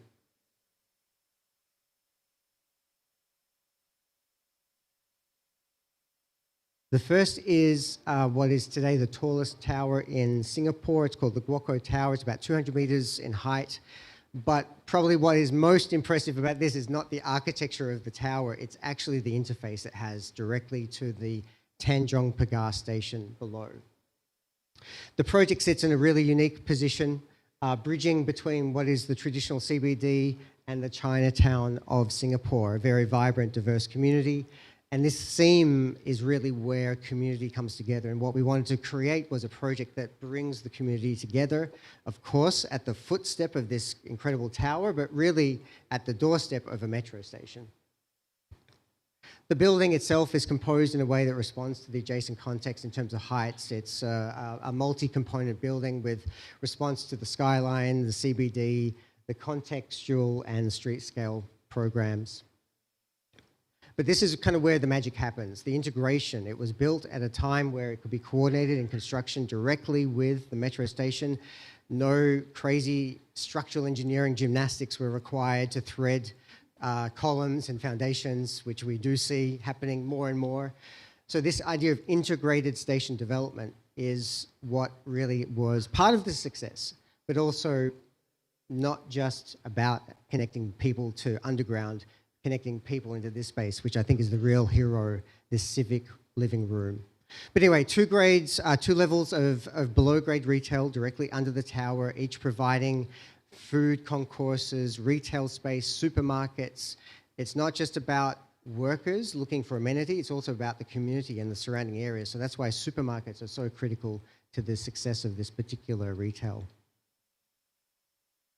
Station entries are bright, vibrant places that encourage you to utilize transit. It's as easy as it can be to find your Tanjong Pagar station. The station integrates with the plaza above, the city living room, which is really the social heart of the whole project. And this is the place that I believe creates the true value. It's not the real estate of the tower, it's not the connection to the metro, it's the space that is constantly programmed with activities, school children, markets, festivals, fashion shows, product launches. It's something for everyone every day of the week and day and night. And it's the space that creates the lifeblood of the project that I think is the value add of the entire development. The holistic urban strategy, this one's a little bit of a dry topic in a sense, because this is all about how do you capture the value of infrastructure investment. And in San Francisco, we were fortunate to work on a master plan around what was the former Trans-Bay bus terminal, which was to become the destination of the California high-speed rail. Lots of things happened in this area that had basically destroyed some of the infrastructure. There was an earthquake in the 80s. There was remnants of that and the devastation. It was never rebuilt. And this is an area of the south side of the downtown. The government came up with a strategy that fed directly into our master plan, which was called tax increment financing. And basically, the concept is the government knows there's going to be an uplift of land value that comes with transit-oriented development. And the land value has a direct implication on how much tax the government pulls in from your project or your asset. They took the incremental uplift in the tax of the real estate value for sites that they owned in this area, and they put that money into a fund that was doing many things. One of the things it was doing was paying for the infrastructure, the streetscape upgrades, the open spaces, and also the new facilities. And it didn't cover everything, so what they did is they then borrowed against that. Anyway, very complex, and I'm not an economist, but this idea of incremental uplift and capturing the value to use it and redirect into projects is a very strong and powerful system if you can get access to it. It doesn't work everywhere. In a planning sense, again, it was about creating a clear framework for how and where investments should be made, design interventions should be created, infrastructure of both streets and public space, and really creating a rational idea about how does the kit of parts and this complex puzzle come together to create a successful TOD district. What transpired was really, I think, a centerpiece project, which was the station itself, a station which incorporates the future high-speed rail whenever they get around to actually implementing it, but its capacity is in the lower levels. Concourse with retail, ticketing, interface to street with street-side transportation, buses, but also on the upper level, and then a 6-acre open space on top. One of the issues in this area of San Francisco is a lack of public space. And so the design team created this pretty unique vertically integrated public facility that's not just about transportation, it's also about the recreation and health and wellness that this community needs with access to that kind of open space. And of course, there is a massive tower called Salesforce Tower attached that was part of the economics of this whole project. But again, that idea of capitalizing on the uplift in value, the increment in that tax financing system, paid for new streetscapes, water-sensitive design, dedicated bike lanes, mostly getting cars off streets, but of course they're still there as part of the city's system. Pocket parks, places to sit. It's all about creating the community of transit, not just about the transit station itself. And today that whole area has completely transformed. It's one of the most vibrant, densely populated neighborhoods of the city, not just to work, it's full of hotels, apartments, condos, and a pretty amazing transit station at the center. Sense of place, I'll go through this one really quickly. This is back in China, working on a project that's adjacent to what is called the Wonbo CBD. It has a new metro station that was built following the development of the metro, of the CBD, and it's located next to a recreational area called Chimelong. One of the things about working in China, especially southern China, is the cultural identity. In southern China, it's referred to as Lingnan culture, and we tried to create, I guess, an understanding of what is the DNA of that culture, and really it comes down to working with nature, climate responsive, informality, unlike northern China with Beijing and its city axes and major boulevards. Southern China is all about the diversity of the interface between development, nature, cities, and streets. So our project actually was fairly simplistic in its structure. What we wanted to do was create a public space that would funnel movement directly from the metro station at the southeast corner, feed it directly into the community with a central park. Fairly simple diagram. And on north side and south side are the residential communities. At the station, interface, retail mall, office towers, hotel. We worked with the Planning Bureau. This was a project for government. One of the big parts of our process was determining how much development. What's the composition of that development? How do we celebrate transit? Do we uplift in height and density around transit and create a dynamic skyline that you can read, you can legibly see this is a TOD? And finally, putting it together in a way that worked. Because of the transit connectivity strategy, we wanted to ensure that every single street and laneway that fed you to that transit station was activated with ground floor uses. This sounds really basic, but if you don't design it into a project, it won't happen. So we had to work really hard to figure out how to spread around the amount of retail and amenities, utilizing active uses that would otherwise be buried into deeper podia. We wanted to pull it all out to the street. So we created a series of typologies that we then implemented into the design. The resulting scheme has been, like I said, it was done for government. A single developer acquired the entire project and built it in a single phase. Well, except for the landmark office tower, which they're waiting. Quite a tremendous undertaking. I'll show you in just a second what they built. So these are the kinds of spaces that we're trying to create. Some car-free spaces, ensuring seamless, safe, comfortable connectivity to transit. Celebrating transit entry with shaded spaces that were uplifting, positive, public, almost civic in nature.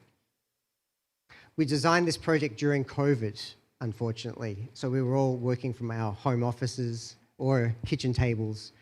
And what we actually tried to do was think about how to bring health and wellness strategies into this project. So it wasn't just about the usual ideas about managing street wall and podium heights and density, but we were trying to manage things like how to promote mental resilience through connections to open space, how to promote active lifestyles to ensure that our immune systems were stronger. All of these themes of COVID at the time fed directly into design guidelines that we've then connected to this project, which is quite amazing. What the developer did first was build a community center and the central park. This was not a community center for the first 6 months. It was actually the sales suite. They were selling the dream, but the dream was partly already there because the dream was not just about open space and the amazing kind of quality of this life. It was about how does this thing connect into transit? Part of the value uplift was not the quality of the residential and everything. It was really about connectivity to transit. These parks are the ones that feed directly to that southeast corner, directly into the Wonbo station. the journey to and from the sales center from the metro station is about as good as it gets if you're a pedestrian arriving to a new place. Extremely positive, extremely seamless. And the community have already started to occupy this project even before the first residential towers have been built, and has created a value for this place that we think is really incredible. So thank you for that, and I hope that has inspired us some thinking in terms of how to capture value and how to create value for the future. Thank you. Thank you very much, Mr. Michael Powell. Thank you. It's really, it's good to know how actually TOD impact on our local economy, opening more like increasing property values and also opening the local business opportunities. Once again, ladies and gentlemen, Michael Powell.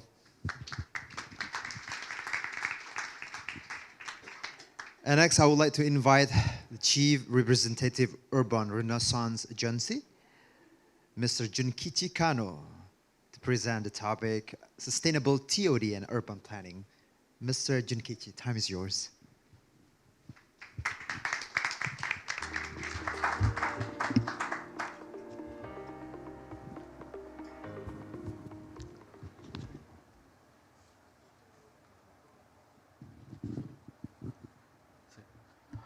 Selamat siang Bapak Ibu sekalian, perkenalkan nama saya Kano, Urban Renaissance Agency, Chief Representative of Jakarta Indonesia office.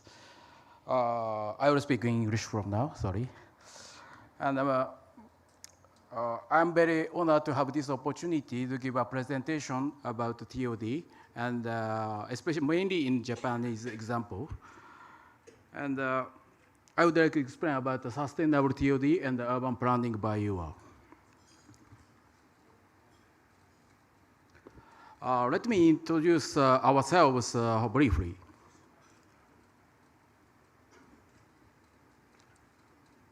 Next, please.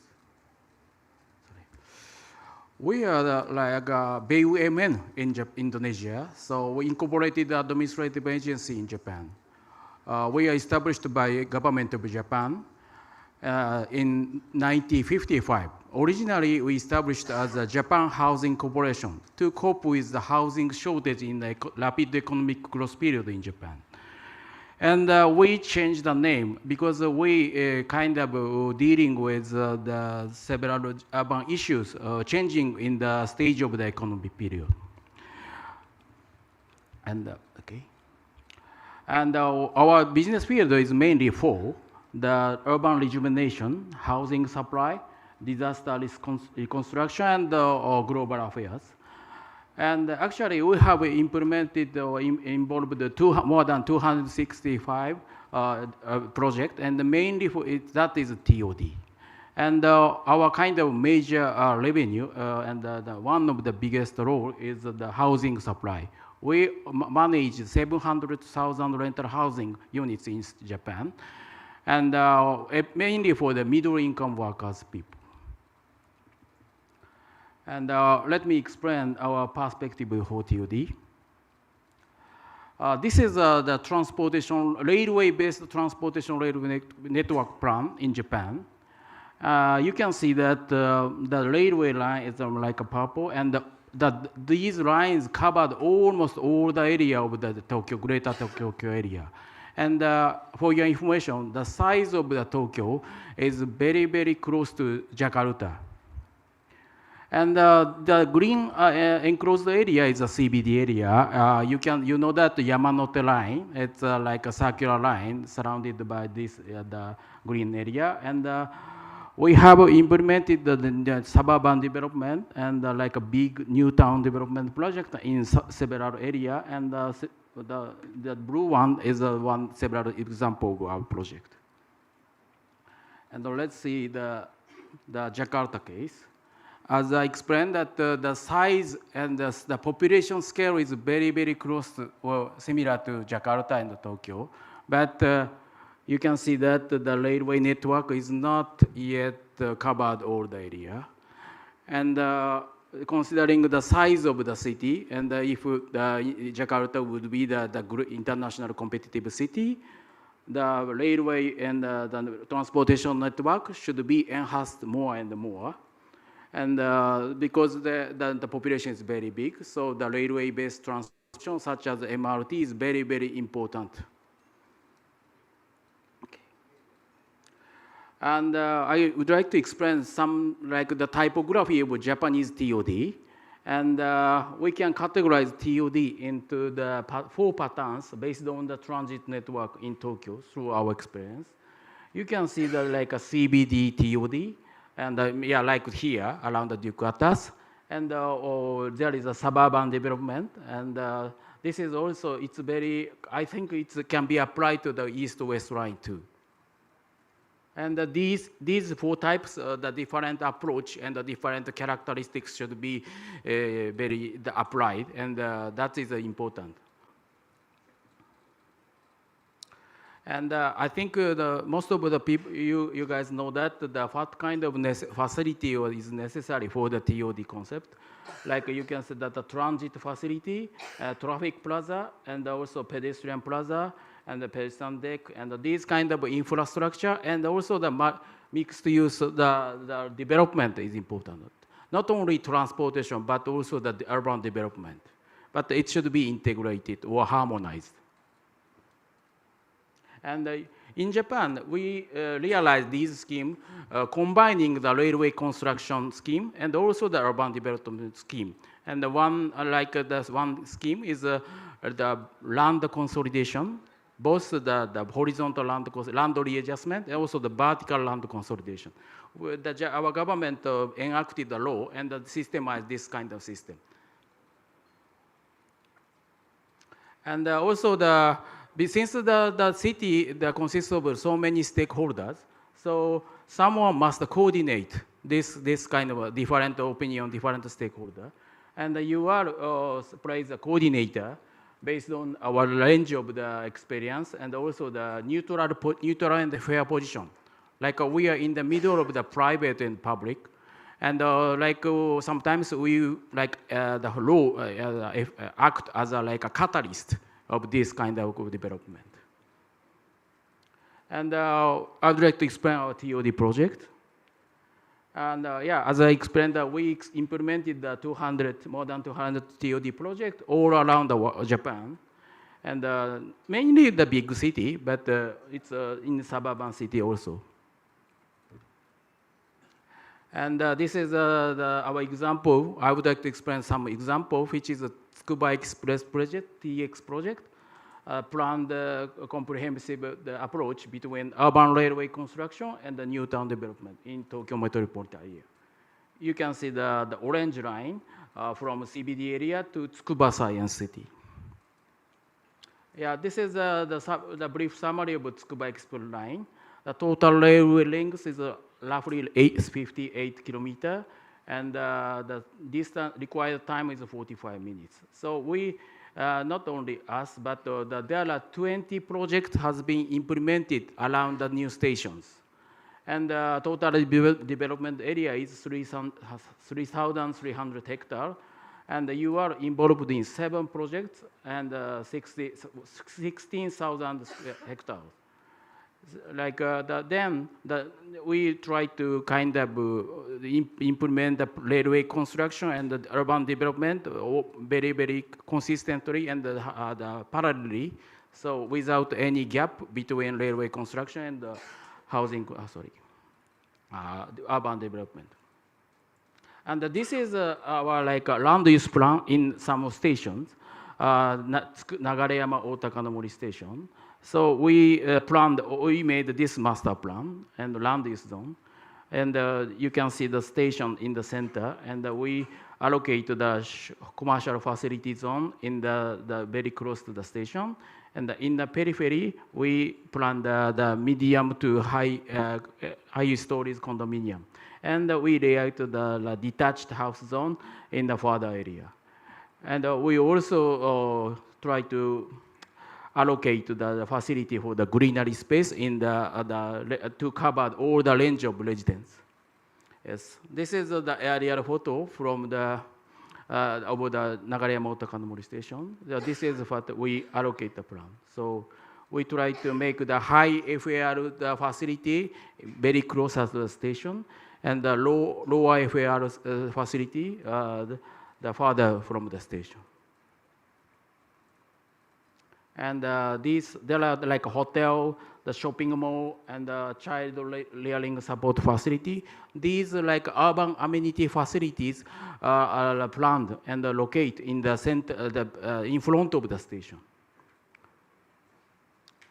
And this is like a before and after map. You can see the photo in 1998. There are a lot of the greenery area and the forest. And now we created the new town. And the station is the core of the development. But we still keep some the national environment.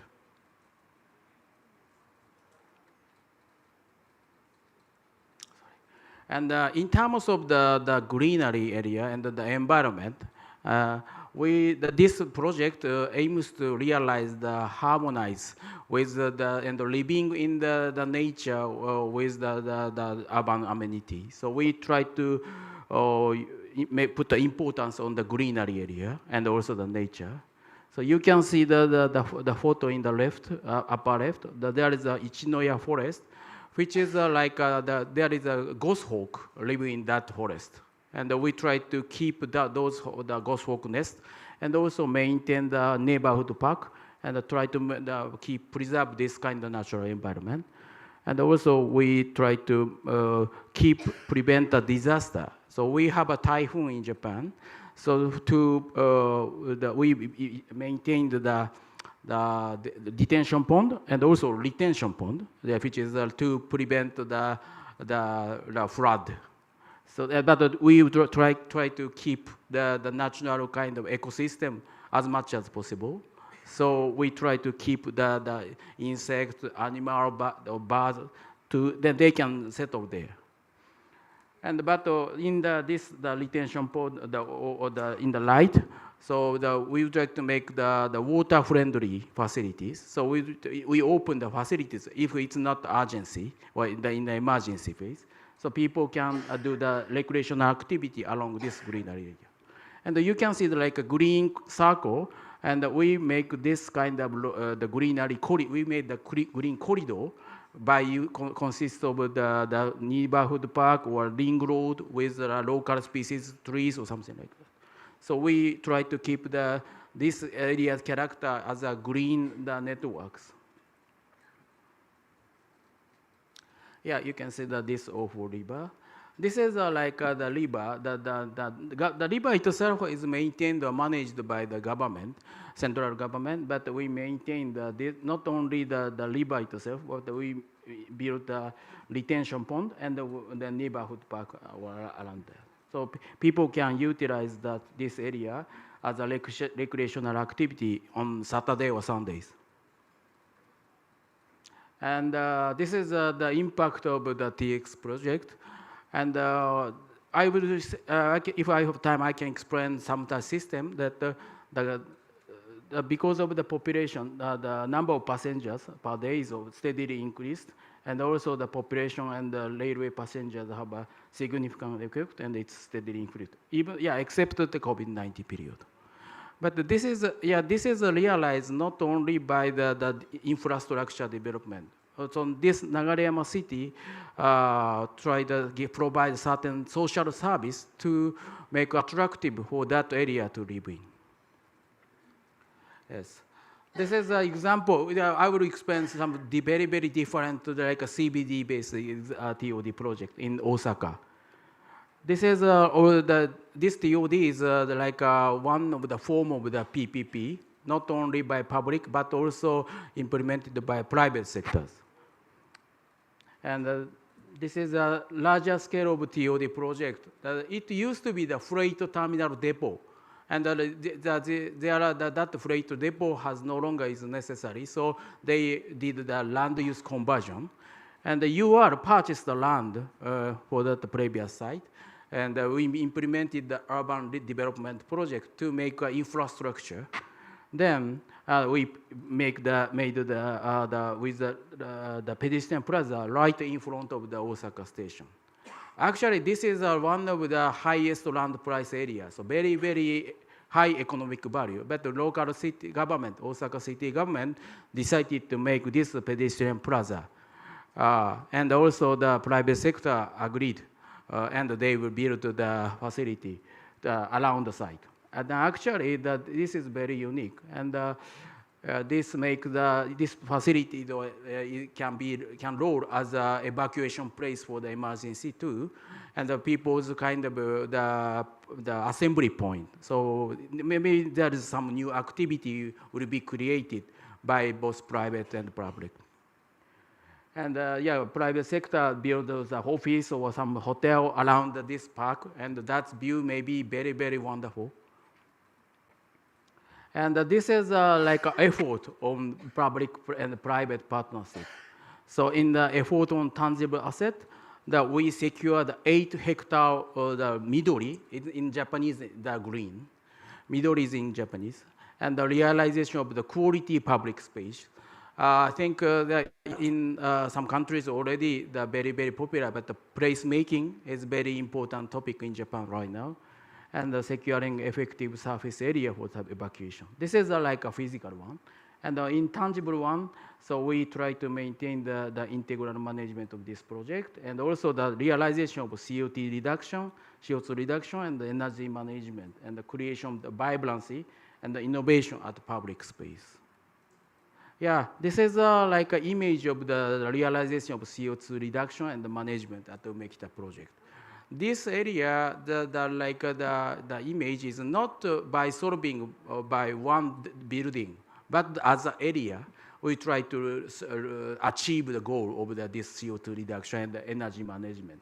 So it's all as a system. It should be function as a system. And this is a very, very, it's a kind of the private and public partnership project.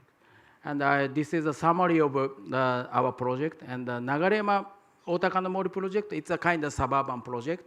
Yeah, it's maybe the east-west line suburban station might be, can be referred that kind of idea. But the integrated development with railway development and considering the secondary traffic from station 2. It's planned walking distance, but it can cover by feeder service. And the symbiosis with natural environment, especially in suburban area, they are rich in the nature compared to the CBD area. So we can try to harmonize with these green to make a better living environment. And the Umekita project, this is the urban strategy. So the create a large-scale park in front of big station in the CBD area. And yeah, collaboration with the public and the private sector, private and public sector, because this area is very, very high economic value. And the realization of CO2 reduction and the energy management. This is our example.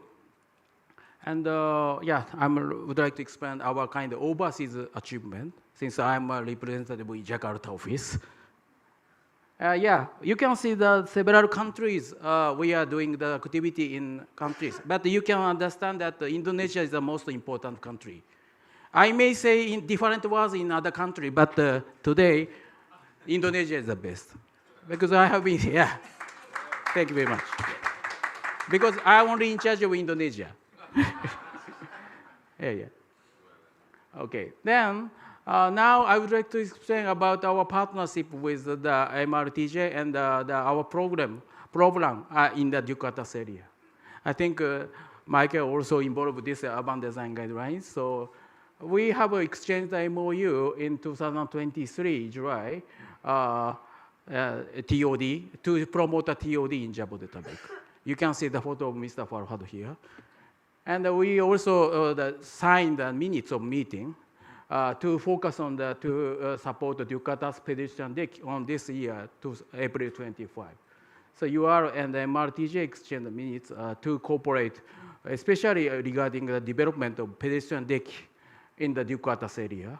Since the realization of Jakarta's pedestrian deck, we need to discuss with stakeholders, and the UR survey is subsidized by our government, Ministry of Land, Infrastructure, Transport and Tourism too. And we will establish, I'm happy to announce that we will establish the Jakarta Pedestrian Deck Coordination Committee. We hopefully hold the first coordinating committee by this year. Okay. This is the structure of this coordinating committee. Actually, this is kind of very common in Japan. We usually establish this kind of committee to discuss by all the stakeholders, not only public but also private. So you can see this is like a Japan and the Indonesia's kind of cooperation. You can see the Japanese side of the members.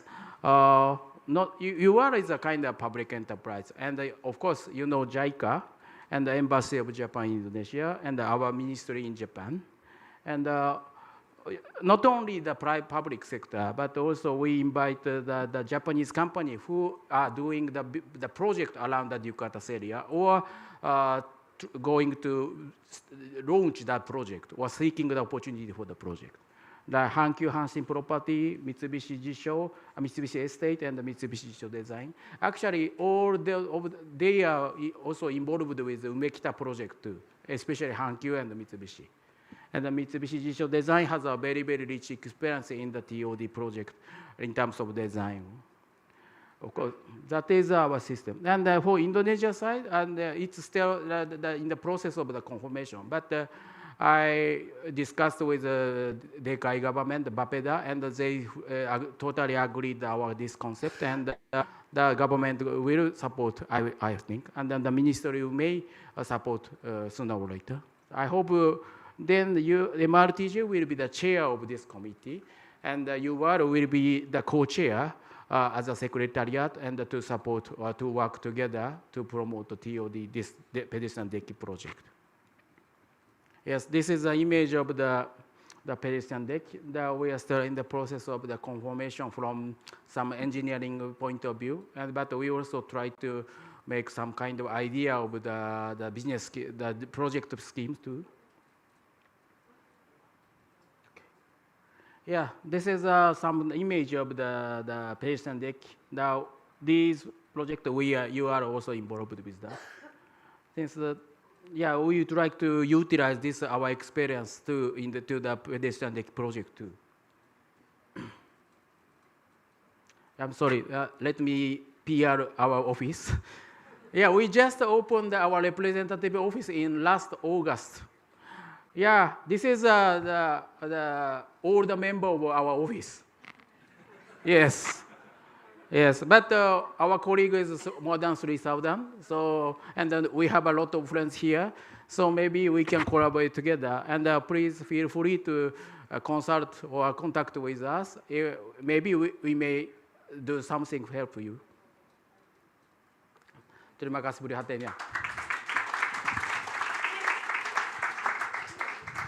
All right. Once again, ladies and gentlemen, please give a big applause for Mr. Kano. Yes. Seeing that picture just now, no doubt that you look like very Indonesian. All right. Ladies and gentlemen, the presentation was delivered very well, talking about how, sustainability aspect and also including case study and success story in Japan. Once again, thank you very much. Terima kasih, arigato. All right. Next, we are about to enter the much anticipated session, the panel discussion that will be led by our moderator, Executive Director of the Jakarta Property Institute. Ladies and gentlemen, please welcome Mrs. Wendy Haryanto.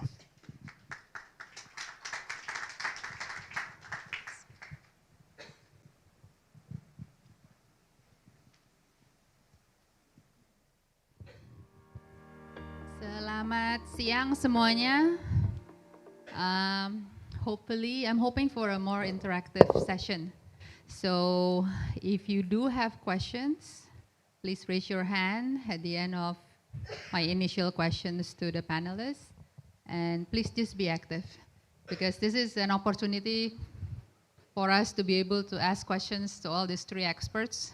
I mean, I'm learning a lot in this past 1.5 hours. So thank you for all those information and knowledge. So gentlemen, Colin Ward, Kano-san, Michael Powell, please join me.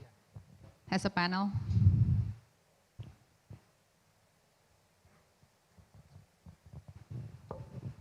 I promise I'll be nice. Okay. Okay, this is a bit weird, so let me just, I like to face you guys rather than putting my back towards you guys. Let me go through each of your presentations first, yeah? So Colin, I salute you on the mindful and thoughtful designs on multi-different faceted type of architecture, from the ballerina constructions to everything that's urban heat reduction, and also on the carbon reduction. That I thought that was very groundbreaking on that. Now, when I saw that, the first thing that came to mind was about how do you find the uniqueness of all those areas? How do you find what needs to be altered and adjusted? Okay, on those all particular areas, because you pick this one we need to reduce the urban heat, this one we need to do the ballerina construction, this one. So how did you find the niche of the needs? And of course, you know, there's other elements that links to that in terms of costing regulations and all so forth. But the uniqueness of the area, can you share with me what triggered the ideas at the very beginning? Very good.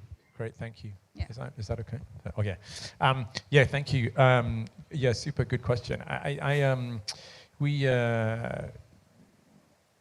internally talk about this, I'm sure Michael and kind of do as well. There was one time Norman actually was talking about something, and he said, listen, there are probably 4 things that undermine. One second. Yeah. Put it up. I'll put it up even more. Yes, Is that better? So the sound, your voice will be more rounded. Okay, very good. Okay, great. Is that better? Okay. So that he was saying, and he was saying that, you know, so that there's the client, there's the site, there's the brief, there's what the client wants, and then there's the climate that sort of will always kind of define sort of where you are. And in some ways, those 4 things always kind of underpin what we try to achieve with people, which is why in some ways, if you have the same client who wants the same building brief on a very similar site, but one is in Jakarta and the other one is in Reykjavik, the buildings are going to be completely different, because you have your incredible tropical climate here in Jakarta, and in Reykjavik it's going to be, you know, very, very cold for the vast majority of the year. So I guess we always try to look at the fundamentals of what it is in each particular building and try and design from that. So the characteristics of the building are kind of inspired by clients and sites and briefs, but also the climate that they exist in. And I think hopefully one of the things that tried to come through on the presentation was actually that then responding to each of those will just give you a different building. So responding to the climate in Abu Dhabi gives you a different building. Responding to the climate in Hong Kong gives you a different building. It'll end up being a sort of a different solution if we can work all that through. So yeah, we try to sort of respond to each of those 4 things and see what falls out from all of that. In addition to that, I always take Singapore as a classic example, because anything that happens in Singapore, as successful as they are uniquely Singapore. It's very hard to put any other city or country in the world as apple to apple with Singapore, because everything in Singapore is just, you know, it's very hard to adapt. They're successful in Singapore. Okay, now, how do we find the uniqueness in Jakarta? This goes to all 3 of you, actually. So I need to find, how do we find, with all the backgrounds and the history and experience of all the developments in Indonesia, Jakarta per se for this session, how do we find it? How do we cultivate?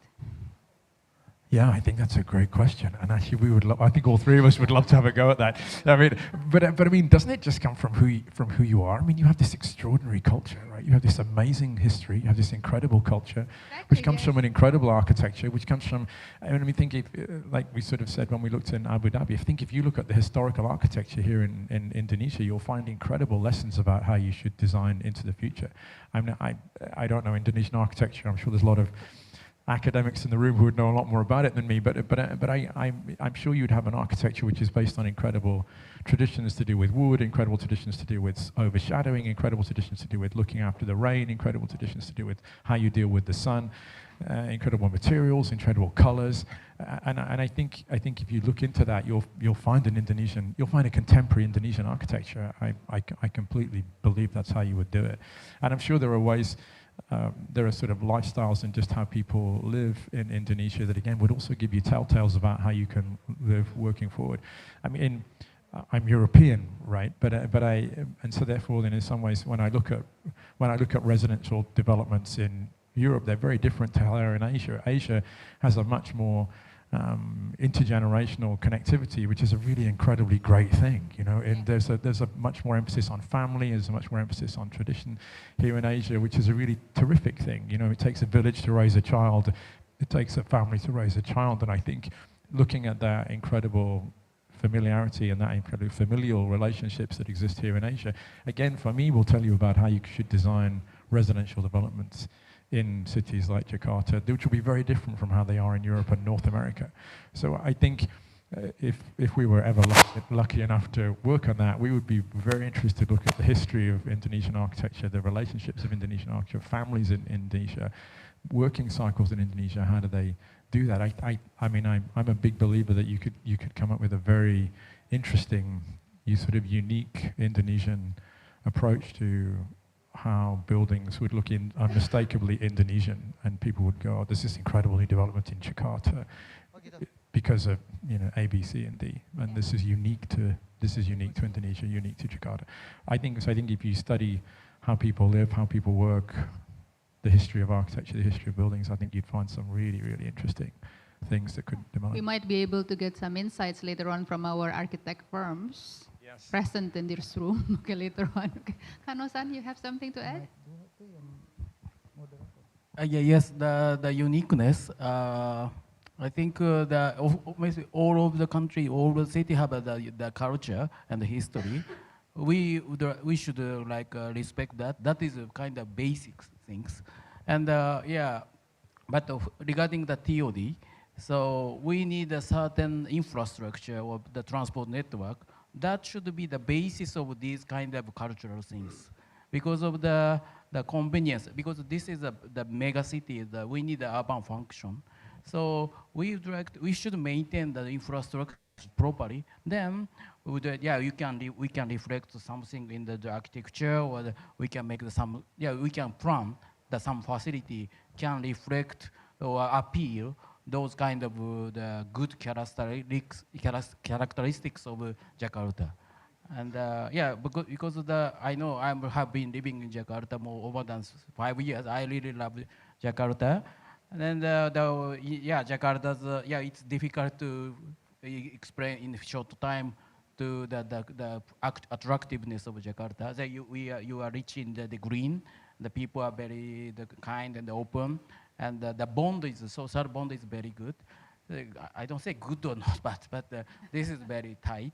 So this is a very kind of people's kind of attractiveness. So, but to maximize those kind of the character or the attractiveness, we should promote to maintain those kind of public facility or infrastructure. That is very important, because I want like to maximize those kind of feature. Like Mr. Farhat want to be like a global cities. So to compete with other cities, you said that Singapore is a very good city, but Singapore is the same size as a country. This is Jakarta. Jakarta is the same size, but as a city. You are very bigger than them. So the approach should be very different. So I think we can take some kind of the good point, but we should take some different approach as a big city. Basically learning about the success and failures, what works, what doesn't work, what takes the Indonesians to move ahead and motivate us to be passionate about developing the city, basically. Yes, Michael. You have the experience of working in Jakarta, I know. Well, yeah, but also Singapore. I just tell a quick little funny story with the Guoco Tower and that living room, that sheltered public plaza, which That's one of my favorite places, actually. Yeah. So the funny story is initially it wasn't successful. Initially it wasn't successful. For the first 3 months after construction, people were not using it. It was programmed. They were pushing people in. They were pushing all the different groups in, saying, come on, use this space, use this space. And people didn't stay. They didn't use it. So what they did is the client went to one of the hawker centers and had some of the hawker operators come in and say, guys, what's going on in this space? And they said, it's simple. You don't have any fans. So the hawker centers in Singapore all have these big, big fans that move a lot of air, and they make a sound. They move the air, and it's just your sense of comfort comes from that condition. And they said, for this space to be successful, put some fans in. So the next week, they put 6 enormous fans on the ceiling of this big sheltered civic living room, and instantly it was a success. So I think the secret, one of the secrets is understand the people and their needs and how they use space, whether it's a building or a public space. It's got to be attuned to those local needs. Trying to uncover what that is really difficult sometimes, so working with the people is important. Hi, 1 second, 1 second. Ken, 1 second, I need to make a comment over here. So the solution is super simple, actually. It's just putting on the fans. Yeah, I know, I've actually looked up and looked at those those fans that are even in Changi Airport, so they have it everywhere now. So everything has to be people-centric, because I get it from your presentation as well. So if it touches the people's heart, is the hardware rather than hardware, the chances of it working is better. Do we agree on this? Okay. Yes, Bapak.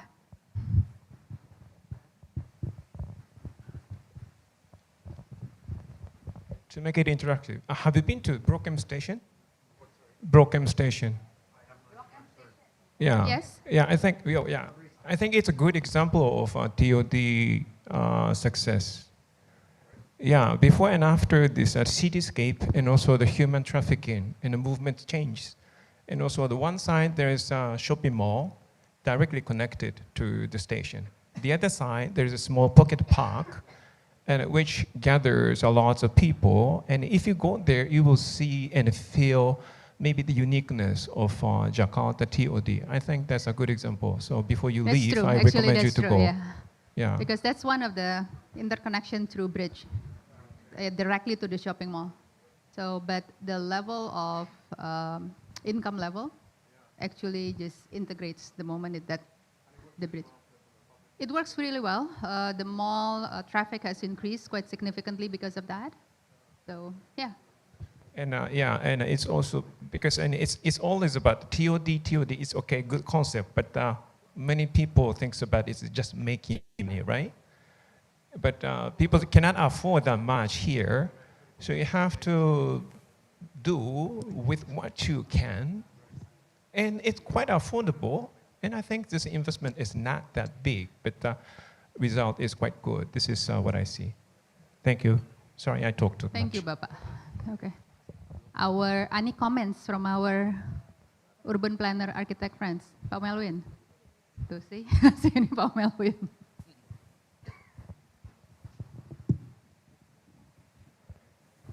Thank you, Mbak Wendy. Really interesting presentation. Thank you. Oops.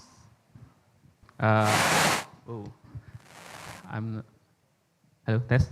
All right, my name is Melvin. I'm from Arup, Jakarta. To some extent, I want to continue to add on what Suzuki-san mentioned just now. We talk about human-centered design. We talk about how to activate space. In the context of Indonesia and Jakarta, right? There are certain roughness, or basically the character of the city of Jakarta is defined, the urban realm of Jakarta also defined by the, what do you call it, PKL, yeah? Street vendor. Street vendors. Street vendors, yeah. And that's basically one of the key success why space activation in most Indonesian city is success, as it is. So I think I'm wondering, I want to extend, this is some social aspect here when we talk about activation space. When we talk about bringing some granularity of the context into the social aspect of the city. But then, of course, the consequence of that, is investment from the perspective of the investor. I'm wondering if you have interfaced a kind of problem before, how to create more space, how you invest more space for the people, for the social interaction. For example, the case that you mentioned that you share, Kano, in Shanghai, you invest with the branding first, create a really big open space there. But again, I'm not sure how this investor or developer, okay, let me put my money first, instead of I'm developing or earn my investment back to the investment that I made for the development. Same for Jakarta. I think the complexity is more because most of the case that you have in Singapore, of course, we're talking about different animal here. You're talking about in Europe or in US, right? But Jakarta, the demographic and the the ratio of the people who can afford the public, the decent open space is really huge, from upper class all the way to this consumer of street vendor. Yeah, I'm wondering if you have any experience on how you can extend it to the story of creating a space for people to the investor or developer, so they want to invest in that kind of soft touch in their development. In addition to that, thank you. Actually, that was my second question. So, social integration is something that is quite challenging here because of this income disparity. So whenever an area like TOD has been planned to develop, we will, whether or not we like it, we will cross into some areas that is full of illegal hawkers, let's say. Let's put it that, illegal squatters.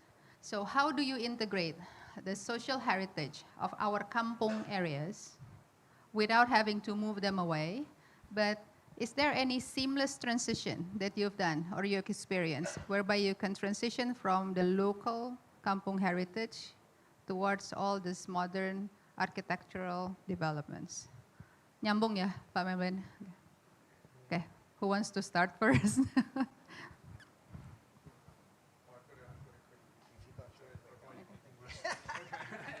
No, I think it's a really interesting question, but what I would say is,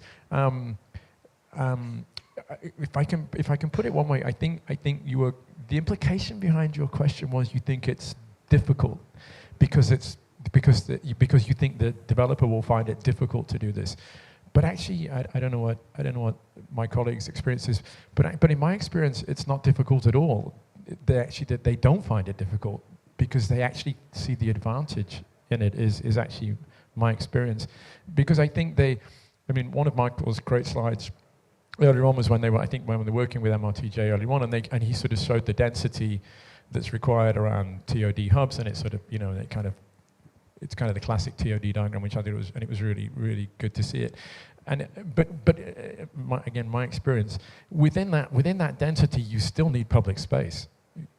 And if you don't provide public space, then that TOD is not going to work. From my experiences, the developers actually intuitively understand that you can't just build cheek by jowl, like there's no public realm at all. It's just you just can't do that. And therefore, then I think embedding within that really quality human-centric public space is kind of key to making these things work. And that's a three-dimensional thing too, that that can be in a number of different spaces within the whole development, and maybe some of them are bigger and some of them are smaller, and some of them are pocket parks and some of them are bigger. But I think if in my experience, it'd be interesting to see what everyone else thinks, but we've always found that actually that people understand that you have to provide public space for it to work. I mean, Michael's story about Singapore is classic, I think. Even in the dense heart of Singapore, you still need you absolutely need public space. So again, what I would say is I think I would flip the conversation to say I don't think it's a challenge. I think most developers understand the importance of this, because if you don't do it, then how do you provide the social kind of honeypot that people will want to come to this area? So I think providing that social honeypot is key to the success. Personally, I don't know. Yeah, I'm not sure I have a specific solution, especially with the idea of kampong culture, how to integrate. What I don't think is the solution is what we encounter most typically in China, which is relocation strategy. The challenge with relocation is that it physically disrupts those communities. It keeps them together, but in a format, in a lifestyle structure, in a built form environment that's not what they're familiar with and not what supports their sense of community and identity. Although it does work in a very commercial way, everyone gets a home, everyone is not sent to the other side of the city, you don't go without, but it doesn't necessarily create the physical environment that supports you. In Australia, where I work, we don't encounter large-scale transformations in the same way that you would do here, potentially in Jakarta. But what we do for larger scale redevelopment projects is incorporate a specific target of social housing within all development. So if you're going to build 1,000 apartments of residential, about 20% or up to 20% of that will be provided for those in need. Not just people living on the street, but nurses and key workers, firefighters, anyone who is critical to the support of our cities and our communities that doesn't earn a large income is provided the opportunity to live in these new projects that would typically gentrify and push them out. So the government policy is really there to support that social cohesion and create a balanced outcome.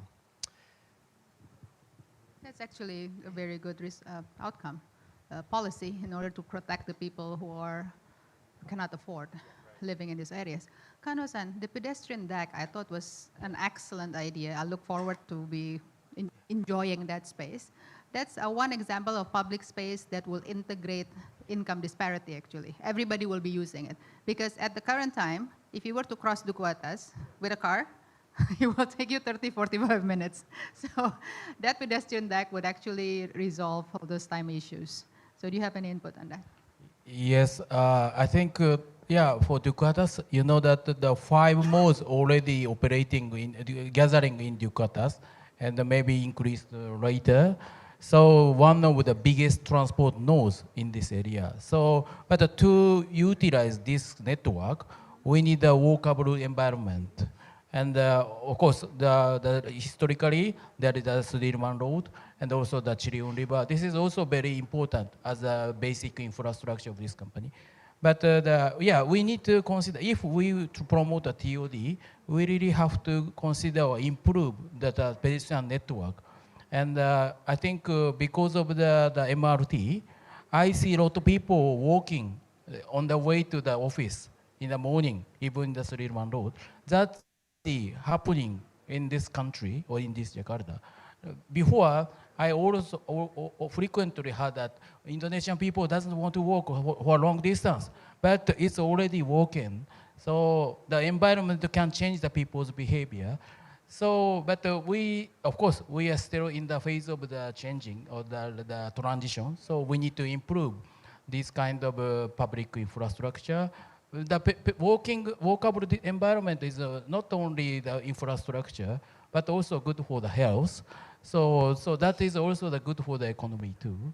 So, but this is like a public infrastructure. So sometimes, of course, the government has not so enough budget, but we need to consider how to share the role, both private and public. That is the point. So that is my opinion. Thank you. That's a very good point, walking. I read somewhere that the country that has the most people walking has the lowest divorce rate. So yeah, it's interesting. Yeah, this has the lowest divorce rate because then you're probably less stressed, you're walking, you're not in traffic jam and all so forth. So do I have any other question from our friends? There you go. Bapak kenalin diri dulu, Pak. Hello, thank you very much for your presentations. My name is Franco Jauregui. I'm a researcher at the German Institute of Development and Sustainability. And I have a question to the three of you based on your presentations. We already have, Jakarta already has a comprehensive network of bus rapid transit, Transjakarta, these busways that you can see around the city. how can we use TOD areas to increase ridership also and promote integration between these multiple modes, not only MRT, but also considering commuter line, the LRT, Transjakarta, how can TOD also promote more walking and more interconnection and integration between different modes to create more lively environments? Thank you.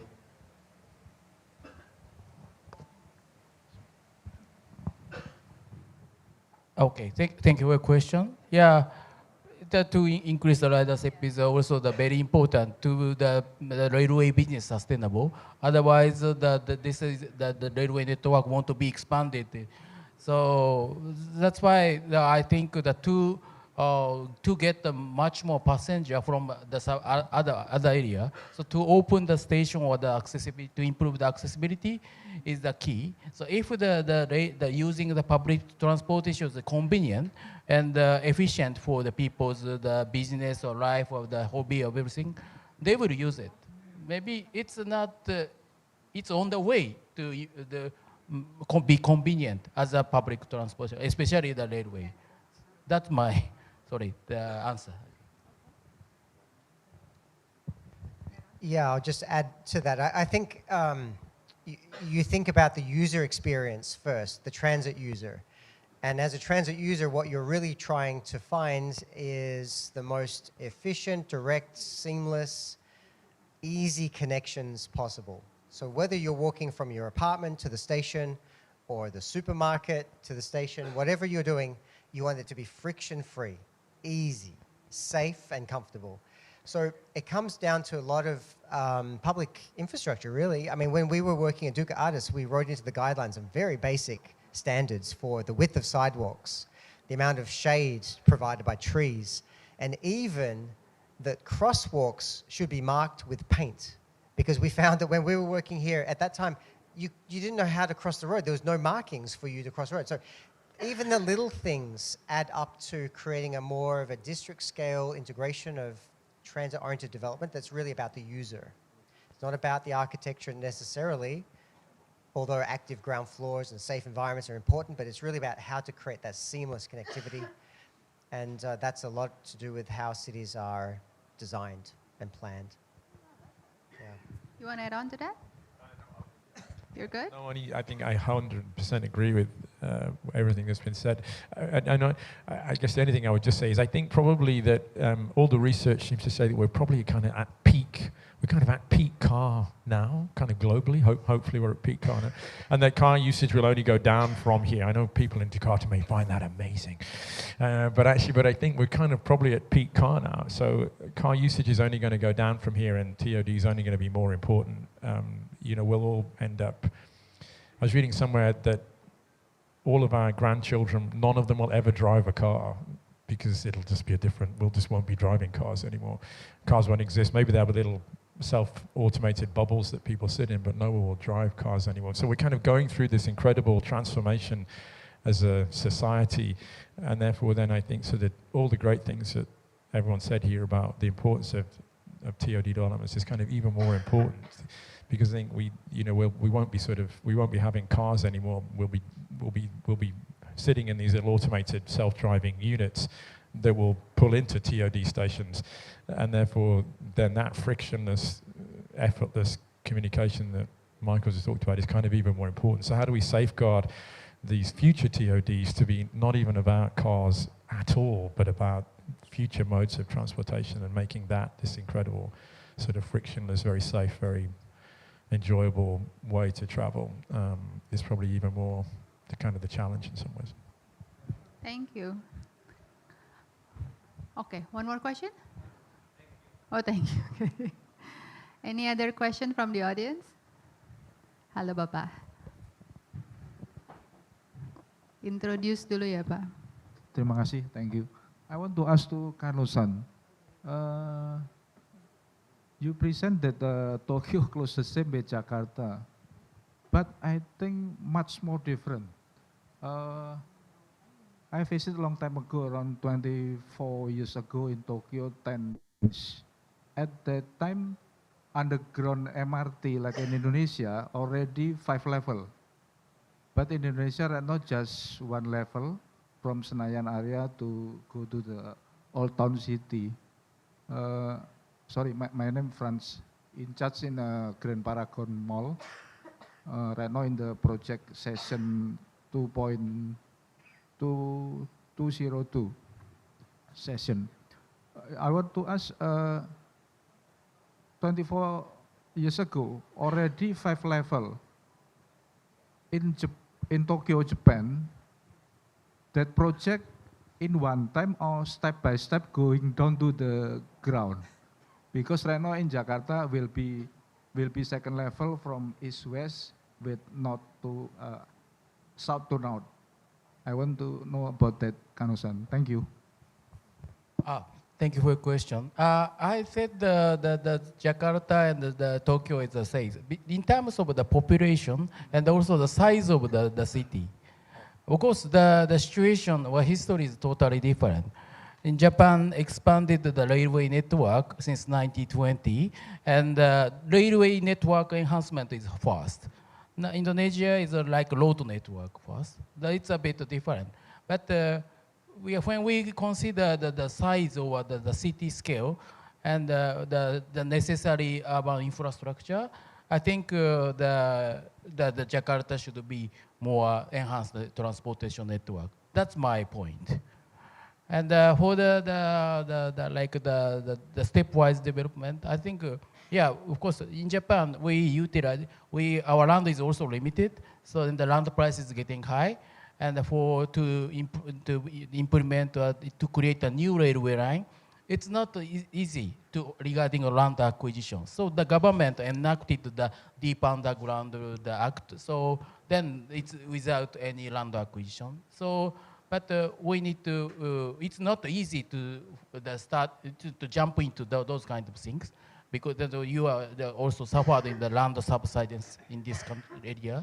So we need to check the environmental aspect, and also, yeah, we can utilize both the vertical the space gradually. That is the point. Okay, right now still 5 level in Tokyo or more on the ground? I think it's 8, right? It's 8. Shinjuku, I think it's 8. All the way. Tokyo Station may be a very, yeah, we have some very, very deep, yeah, it takes 5 minutes to reach the platform sometimes. Iidabashi is a kind of terrible station. Okay, thank you. Impressive. Sebentar Pak Sibarani, sebentar I would like to pick the private sector, if I may. As we all know, the private sector at the moment, property private sector at the moment is not really having a good time in the past few years. Selling of properties, developing of properties is quite a tough time. Now, I may need to be corrected on this. It's about 30 to 40% of our office spaces are vacant. May I pick on your mic? May I pick on your mic? Okay. I am going to ask Mike Brumel, which is Director of Colliers, to make a comment or a question on this. Please go ahead and repeat. Oh, the question is, yeah. Well, it's about, Pak Farhad had a presentation on expanding further. Now, TOD Forum today is expanding further, right, Pak? So you're talking about physical, social, environmental, sustainability developments and everything on the TOD Forum. The existing situation is 40 to 30% of our office about spaces. 30%. Yeah, so it's oversupplied and the demand is not there. Yep. So how do we create demand out of these developments on the property sector? So I'm going to be the devil's advocate today. Okay, do you have any comment on it? I mean, largely demand is out of your control. You can change uses of space. So I know in some cities they have taken office buildings and converted them to residential. But I also understand that's very expensive, and the buildings often don't accommodate that kind of transition. And also, frankly, the plot ratios here have increased. So it doesn't necessarily make sense just to take an older building and convert it to residential, even if it made sense, because you could knock it down and build a bigger building. So I think ultimately the key is to have a more integrated CBD where you have a lot of people living downtown. And that's why I'm excited about the fact that you have a lot of government buildings in the Monas area being vacated because you could go ahead and turn that into like a Central Park in New York where you have a lot of people living downtown. So I think that the ultimate answer is to try to encourage more residential in the CBD. But I think it's very difficult unless the economy just booms here to have these buildings occupied. It will take another probably 3 or 4 years if everything goes well for the buildings to be occupied. And I think what's happening in these kind of situations is usually people move to buildings of higher quality. The older buildings that are running down, they're not maintained well, they'll eventually get knocked down. So maybe they'll never get reused, is the answer. Yeah. If you were to have a crystal ball in front of you, Mike, how many more years before property picks up? In the CBD? In the CBD?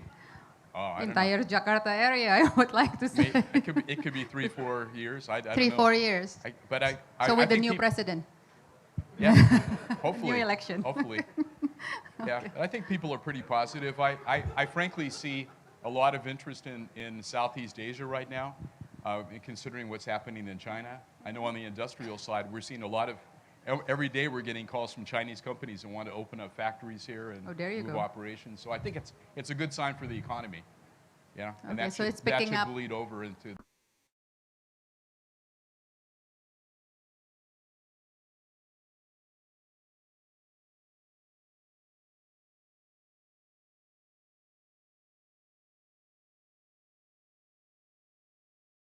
Trump. I've been talking about tariffs, if they're bringing things in from China, so I think everybody's focused on Southeast Asia because it's a good neutral place to develop. That's very true. And even we're seeing a lot of interest from Russia. You know, I think Pak Prabowo was getting very close to Russia as well. So Yes. I think it's, Indonesia's the beautiful girl everybody wants to date, right? You're the beauty queen. Okay. Thank you. Thank you, Mike. There was just a brief glimpse on how to improve and create the TOD area.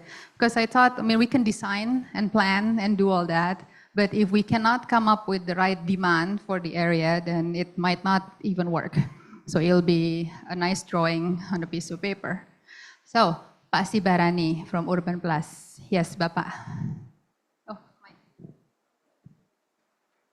Pak Sibarani is actually one of the, you're the winner of the designer for Nusantara. Congratulations. I forgot to congratulate you before. Hi. Yeah, thank you very much, Wendy. My name is Sibarani Sofyan. I'm actually here representing the Urban Designers Association of Indonesia, IARCI. Some of my members are here. I happen to be also the winner of the capital city. So, of course, 2 questions. One related to capital city relocation. The second one is how to apply the TOD in the setting of the governance and institutional landscape of Indonesia. So first, I think continuing with your discussion, sir, about the possible relocation of government offices in Indonesia, in Jakarta. We are working with the Ministry of Finance of the state assets. There are about 580 hectares of land will be freed up. Most of them is along the TOD line. It will create a huge supply if it's built to the capacity. So, and then at the same time, Jakarta is also striving to be global city. How these pictures fits, I think, Wendy, you are right, spot on that there is some gap in there, like the demand is not picking up, but the future of Jakarta in 2030 or 2045 is going to be global city. So how TOD can play a role in there? That's the first one. The second one, agree with the fact that pretty pictures, design, we are from the design world, we design what we feel the best environment could be. But in reality, in Jakarta, just to cross one of the bridges that we did, from LRT to the Sudirman station, we have to deal with 12 different agencies and landowners and jurisdictions. I would say design is only 1/3 of it. 2/3 is the war or the battle of convincing people buying to this idea. And I want to learn from your experiences in your own country how to deal with putting the design on the ground and get everybody to build it, knowing that there are so many jurisdictions and so many authority that we have to deal with. Thank you. So it's dealing with bureaucrats, basically. Okay. I would like to have the first question answered by Michael, if I may. Because you're talking about capturing value, creating value.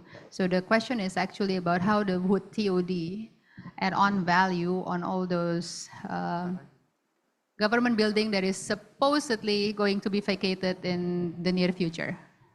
Correct? Yeah, we have Monas is one of the biggest clusters. There are probably 40% of the stock of the government offices surrounding there, and also including our state palace. The second area is Block M. Block M is the second biggest clusters of the government offices like Ministry of PUPR, Kejaksaan, the state, yeah. There are two areas that if you combine together, there will be, with the plot ratio of 6 to 11 or even 15, you get a huge influx of building stocks. And how do you play the TOD scenario to capture the value and yeah. create demand? I'm going to replace the word value with demand. I'm not sure. Look, I think what I was trying to communicate earlier is part of the answer. It's not just about the development. It's not just about the vertical, the floor area, the buildings. It's about the other components that create and sustain vibrant, vital neighborhoods, livable neighborhoods.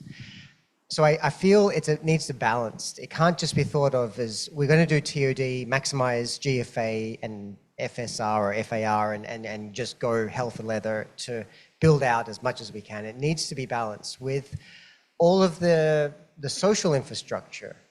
No point building 50,000 apartments if you don't have new schools and new libraries and new community centers. There's no point building all of the office if you don't have support for dealing with the movements of those people through transit. I think the balanced approach is the one that makes sense, and to create a framework for how you make decisions and priorities around that. And I think just to add to that discussion, with the government owned, there is a portion where the government needs to give back to the community. So I think that's a good balance. Like, it's not only purely capitalistic approach of the maximizing the space, but you also have to give back by giving social amenities, parks, and etc. Yeah, and find opportunities within the economy that you can leverage. For example, is there a burgeoning sort of creative industry or knowledge sector that needs space to co-locate and create a community of research and innovation, and can the government help support that and give identity and place to a larger development strategy, but not just make it, okay, generic mixed use. If you can focus around specific industry or type of place, that campus may help. Maybe. Well, it could be downtown campus, right? Could be about In education Monas. and innovation in the private sector, yeah. So, yeah, it's not an easy question to answer, but I think it's about, you need the physical framework, and then you also need the social and political frameworks and the economic framework to, and maybe each of those tracks needs to be studied and explored separately first before you can bring it together. What's the best physical outcome? Then what's the best economic outcome? Then what's the best social outcome? And then figure out how to kind of put those together and not create too much compromise, but create wins, win-win. Sorry, yeah. Thank you. You want to add on to that? Kano-san? Colin? Yeah, maybe I can answer regarding the bureaucracy when you promote a project, because you are implementing the urban development project in Japan on behalf of local government. Of course, we need to coordinate or consult with respective agency, and sometimes the policy or the opinion is different. Sometimes they are not fully supporting about the project. But That's why I just introduced in my presentation, the coordinating committee is very important. Because we need to, furthermore, the strong policy regarding the urban plan or urban policy is very important. Once we decided what kind of a city do we want to make, then we regulate and make a basis as a urban plan.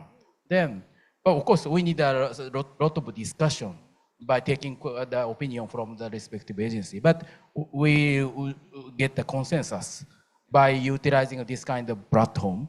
Then once we agreed, everybody should like keep that. That is a process. And of course, then in that sense, the local government, the involvement or strong leadership is also very important. In Duku Atas, we are facing 3 levels of agencies. National level, which is the river, BBWS, yeah, or even the road is actually a national road, the provincial city, government of Jakarta, and also the district level. So sometimes national level don't have this idea or this vision about dealing with the provincial level. If it's the same level of the city, it's easier, but different state and province is a bit tough. Yes. Actually, it's not easy in Japan too. Yeah, we have the central government has the maintain, the manage the road, national road, but the metropolitan government want to promote the project. Of course, sometimes there will be a minor conflict, but basically it's on the same page. So, but we have to make the consensus or mutual understanding. That is important. Then we utilize that kind of coordination mechanism to make a consensus or to discuss openly or publicly to answer or to get the alternative or solution in response to their kind of concern. Thank you very much. Thank you. Thank you, Kano-san. You want to add, Colin? Only just a quick one. Sure. There's recently in the UK, they've been the major cities have. This is recently. It's probably over the last 5 to 10 years. So each of the major cities have been giving a mayor, and the mayor has been given quite interesting powers to look after the city, actually, and so they've been in some of the key areas and some of the redevelopment areas that have happened. And I know Manchester comparatively well. And there are some areas in Manchester that are kind of post-industrial wastelands, frankly. And the mayor of Manchester has been given the chance to sort of have quite imposing powers on what happens there, to sort of almost overcome national barriers. It's good. It works because he can listen. He can listen to advisors and he can listen to groups But ultimately, he has the power to sort of say, "This is what we want here," and I think ultimately, I think these kind of delivery authorities, these delivery powers, I think are important. I mean, I hate to put another layer of bureaucracy on everything, but I think if you can give that power, that level of people, the power to overcome problems, I think actually it works. And so these guys have done some quite interesting work in the UK and. They just kind of overcome this, and it's a very effective way of delivering outcomes. Yeah, I think we also have interesting new formation of what we call megapolitan Jabodetabek leadership, which is probably now for the Vice President Gibran, right? Yeah, coming soon. Yeah, hopefully that, because I agree, you need a bottoms-up approach, but you also need some top-down approach. And We need to be resilient, Pak Sibarani. Yeah. We need to bounce back every time we get beaten down. We bounce back again. True. Okay. And also hoping that the new governor, whoever he is or she is, he is, yeah, only 3, yeah, can work with the central government on this. Thank you. Thank you. May I have one more question from the audience? As one last question. If not, I will pick a person. Okay. May I have one more question? Bapak. Thank you. My name is Stefanus from the Jakarta Annex Center.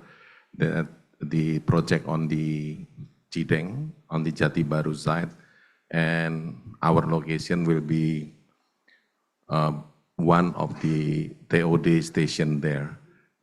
Actually, this is my question, is more practical. I want to get the experience from you, how to clear land. For example, that we already define or decide zone. This will become project for MRT station, and the purchasing land is responsible of the developer. But in the reality, when we purchase the land, is maybe several landowner they keep the land and resisting. So how to get solution? Whether the government will involve to push, because this has now become the public area, isn't it? Thank you. It's tricky. This one is quite tricky. It's quite local based. Pak Farhad mau coba jawab. Clear land-nya gimana kalau ada yang nggak mau jual tanah?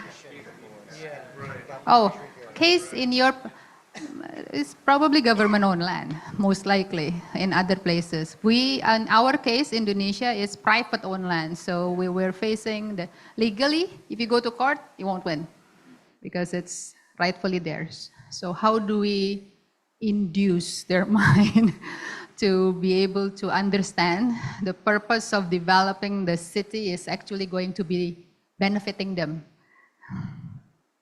Okay. Nah, tough question. Pak Farhad mau nyoba, Pak? Boleh? I'm trying to divert question. Unfortunately, it's not successful. With regard to that question, yeah, this is actually private with private issues, yeah. Yeah, Pak. So the private land try to comply with TOD. The other private land not to comply with the TOD. Yeah.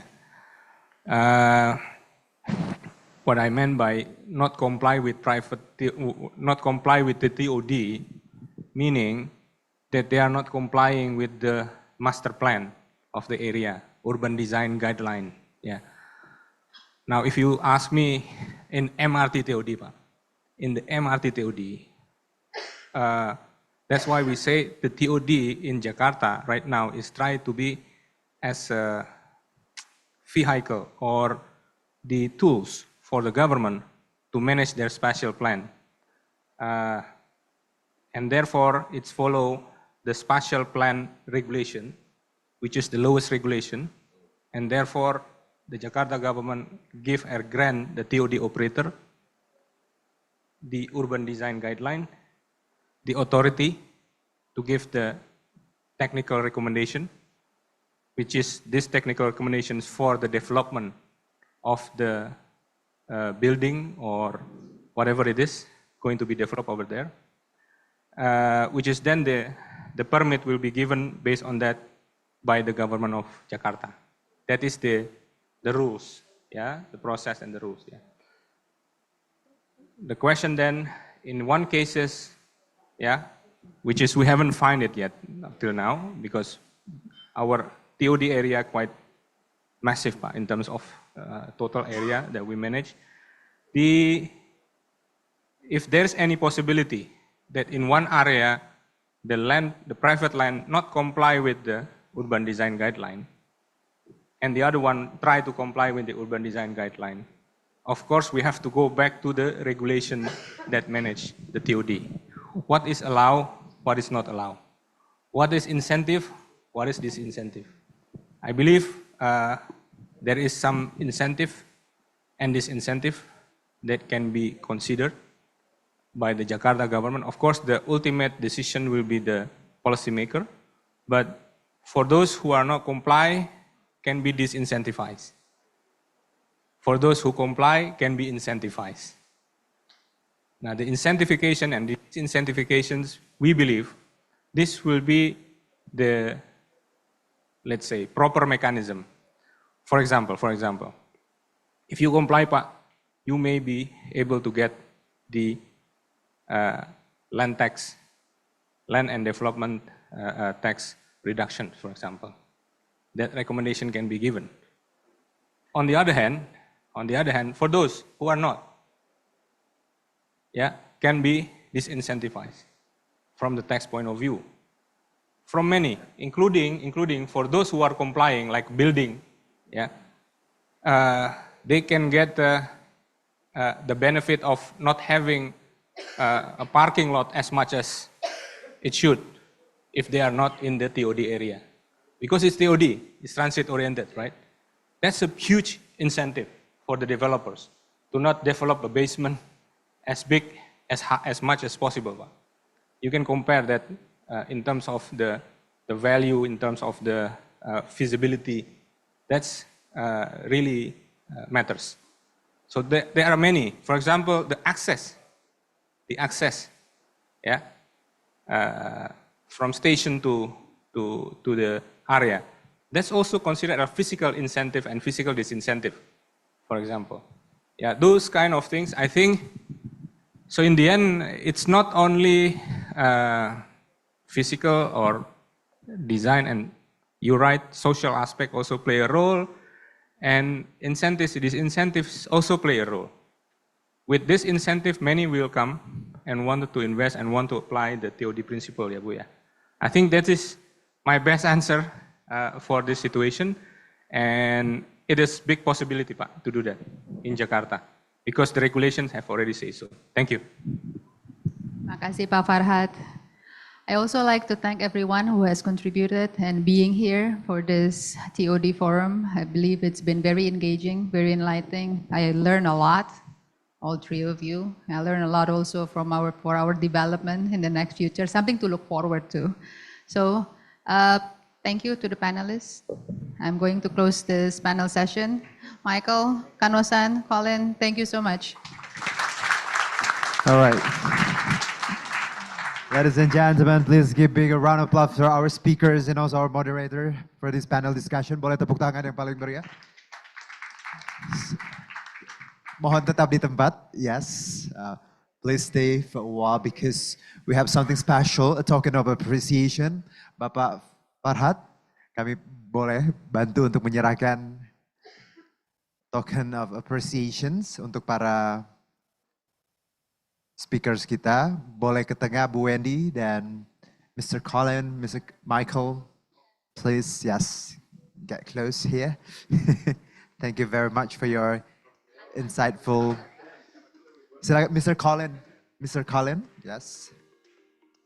As our first speaker for today's event, thank you very much, Mr. Colin, for your beautiful insight and perspectives to bring a better and, of course, livable cities. Next to Mr. Michael Powell. Yes. Skid drum, yes. Thank you very much. And of course to Mr. Kano-san from Urban Renaissance Agency, everyone. Yes. And last but not least, to our beautiful moderator, Ibu Wendy Haryanto, Executive Director Jakarta Property Institute. Alright, boleh foto bersama dulu Pak, kita foto dulu, alright. And of course, we would like to thank to our supporting partners, IAI, Ikatan Arsitek Indonesia Jakarta, Urban Renaissance Agency, dan juga Bank DKI yang sudah menjadi partners kami untuk hari ini dalam TOD Forum 2024. Baik, terima kasih, kami persilakan ke tempat, please be seated. Dan Pak Farhad, kami mohon untuk, thank you very much, please be seated. Yes, thank you Kanasan, thank you, terima kasih. Pak Farhad, saya undang untuk menutup acara ini sekaligus memberikan, oke, Kita foto ulang dulu. Oke, kita foto ulang dulu. Bu Doti, saya boleh undang Bu Doti untuk bergabung bersama kami. Yeah. So we have to have more pictures. So would you mind gathering with us again? For one more pictures, Bu Wendy. Yeah, it's okay, go on, yeah. A group pictures, yes. Because I believe today's forum, today's event won't be happen without our, collaborations from IAI, Urban Renaissance, and also Bank DKI. Thank you very much. Please be seated for once again. Terima kasih, Pak Farhad. Yes, thank you, Mr. Colin. Pak Farhad, ya. Bapak Ibu langsung saja boleh tepuk tangan yang paling meriah untuk Pak Farhad untuk memberikan closing speech dan juga menutup acara hari ini. Kami persilakan. Ya. Assalamualaikum warahmatullahi wabarakatuh. Selamat siang Bapak Ibu sekalian, para hadirin yang hadir pada siang atau pagi yang luar biasa ini dalam rangka TOD Forum dengan tema Expanding Further yang dicirikan dengan tadi disampaikan oleh perwakilan dari Ibu Direktur Konstruksi MRT, Ibu Weni, yaitu Mbak Rizka Muslimah, menyampaikan tentang East-West Line, progresnya seperti apa. Kita akan terus melakukan pembangunan MRT, Bapak Ibu sekalian. Kemudian MRT juga tadi menyampaikan tentang bagaimana rencana pengembangan dari pembangunan MRT fase 2 yang ke utara, juga yang ke fase 4 ya, Fatmawati dan Taman Mini dan sebagainya. Saya kira itu kami harapkan sebagai salah satu trigger untuk yang tadi ditanyakan ya, salah satu pertanyaan tersulit yang disinggung tentang demand, ya, how to create demand, ya. Unfortunately, Michael, you got that tough question, but I'll try to help you from this closing speech. Bapak Ibu sekalian, saya kembali dalam kesempatan ini ingin mengucapkan terima kasih kepada IAI, Ikatan Arsitek Indonesia, yang dalam hal ini diwakili oleh, yang dihadiri oleh Ibu Doti Wijadani, ya. Kemudian tidak lupa kami ingin juga menyampaikan terima kasih kepada para pembicara international speakers yang hadir pada hari ini, Michael Collins from SOM, ya.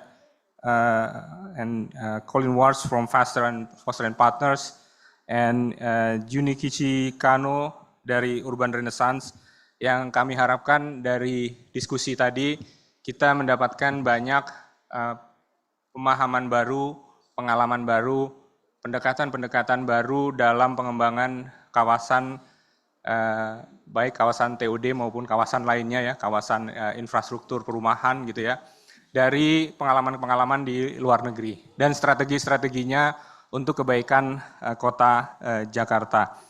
Juga tidak lupa kami ucapkan terima kasih kepada Ibu Moderator yang luar biasa, Ibu Wendy Haryanto dari Jakarta Property Institute, dan kita selalu sering menjalin kolaborasi dengan berbagai komunitas profesional. Dan sebetulnya kalau boleh cerita sedikit, TOD Forum ini adalah TOD Forum yang ketiga.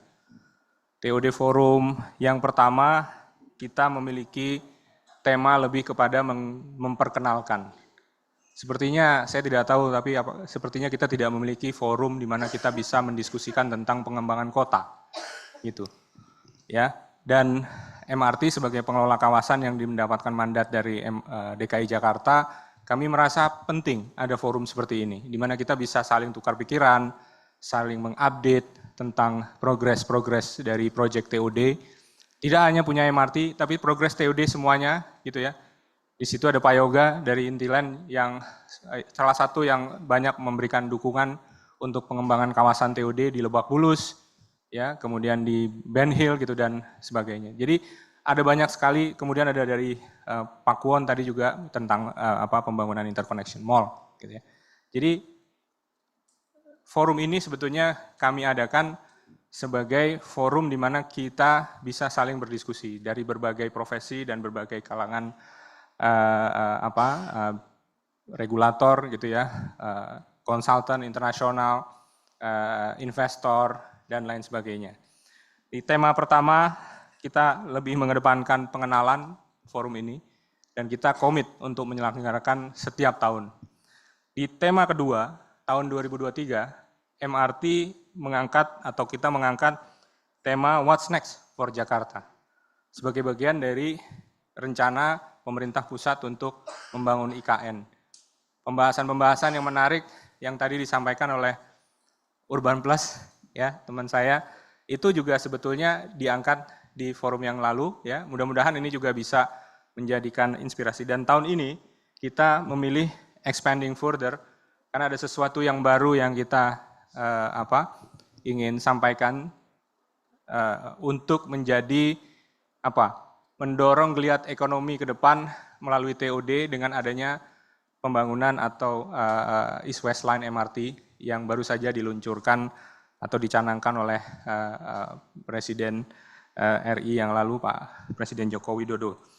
Nah, Bapak Ibu sekalian, sekaligus ingin melaporkan pada kesempatan hari ini, alhamdulillah kita sudah menyelesaikan rangkaian kegiatan yang sejatinya adalah merupakan kegiatan berkolaborasi dengan IAI Indonesia ya dan Jakarta yang sebagian dilaksanakan di Agora ya, di Agora atau di gedung UOB. Silakan menghampiri kalau ada kesempatan. Dan dari yang hadir di Transport Hub ini itu sekitar 110 partisipan dan online 80 partisipan, sekitar hampir 200 orang dan yang berpartisipasi dalam forum ini. Kita tepuk tangan untuk para hadirin yang hadir.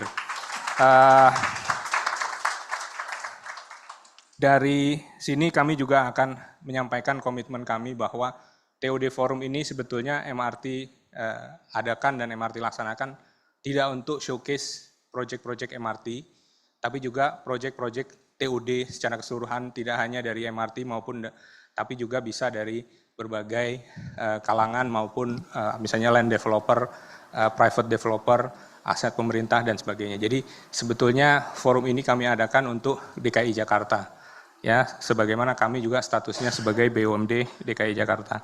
Untuk itu sekali lagi kami berharap sekali partisipasi dan kolaborasi Bapak Ibu sekalian agar di tahun depan kita akan laksanakan TOD Forum lagi dan mohon dukungannya dan mohon partisipasinya nanti kita akan sampaikan. Kalau ada tema-tema yang kiranya menarik untuk diangkat, silahkan disampaikan ke rekan-rekan MRT maupun channel-channel customer service MRT, nanti akan kami pertimbangkan untuk diangkat. Dan yang pasti kita akan upayakan sebesar mungkin kolaborasinya dengan IAI, dengan JPI, dan semua komunitas Ikatan Perencanaan dan sebagainya, sehingga ini menjadi benar-benar forum di mana menjadi forum orang membahas tentang perkembangan kota seperti apa. Akhir kata, kami atas nama jajaran manajemen PT MRT Jakarta ingin mengucapkan sekali lagi terima kasih dan permohonan maaf apabila ada kekurangan dalam pelaksanaannya. Dan semoga di masa yang akan datang kita akan bisa menyelenggarakan event ini jauh lebih baik. Sekali lagi wassalamualaikum warahmatullahi wabarakatuh. Acara ini untuk itu kami tutup dan sampai bertemu di TOD Forum 2025. Terima kasih Bapak Farhad Mahfud yang sekaligus tadi sudah menutup TOD Forum 2024. Terima kasih untuk partner kami, IAI, Jakarta, Bank DKI, dan juga Urban Renaissance Agency. And for those that want to get those presentation materials, we got the barcode here. Just scan right through here. That simple, one click away. Untuk teman-teman yang ingin tadi dapat materinya, boleh scan di sini. Satu klik boleh. Buat dipelajari ya. Because we are here for exchanging ideas, insights, and of course knowledge.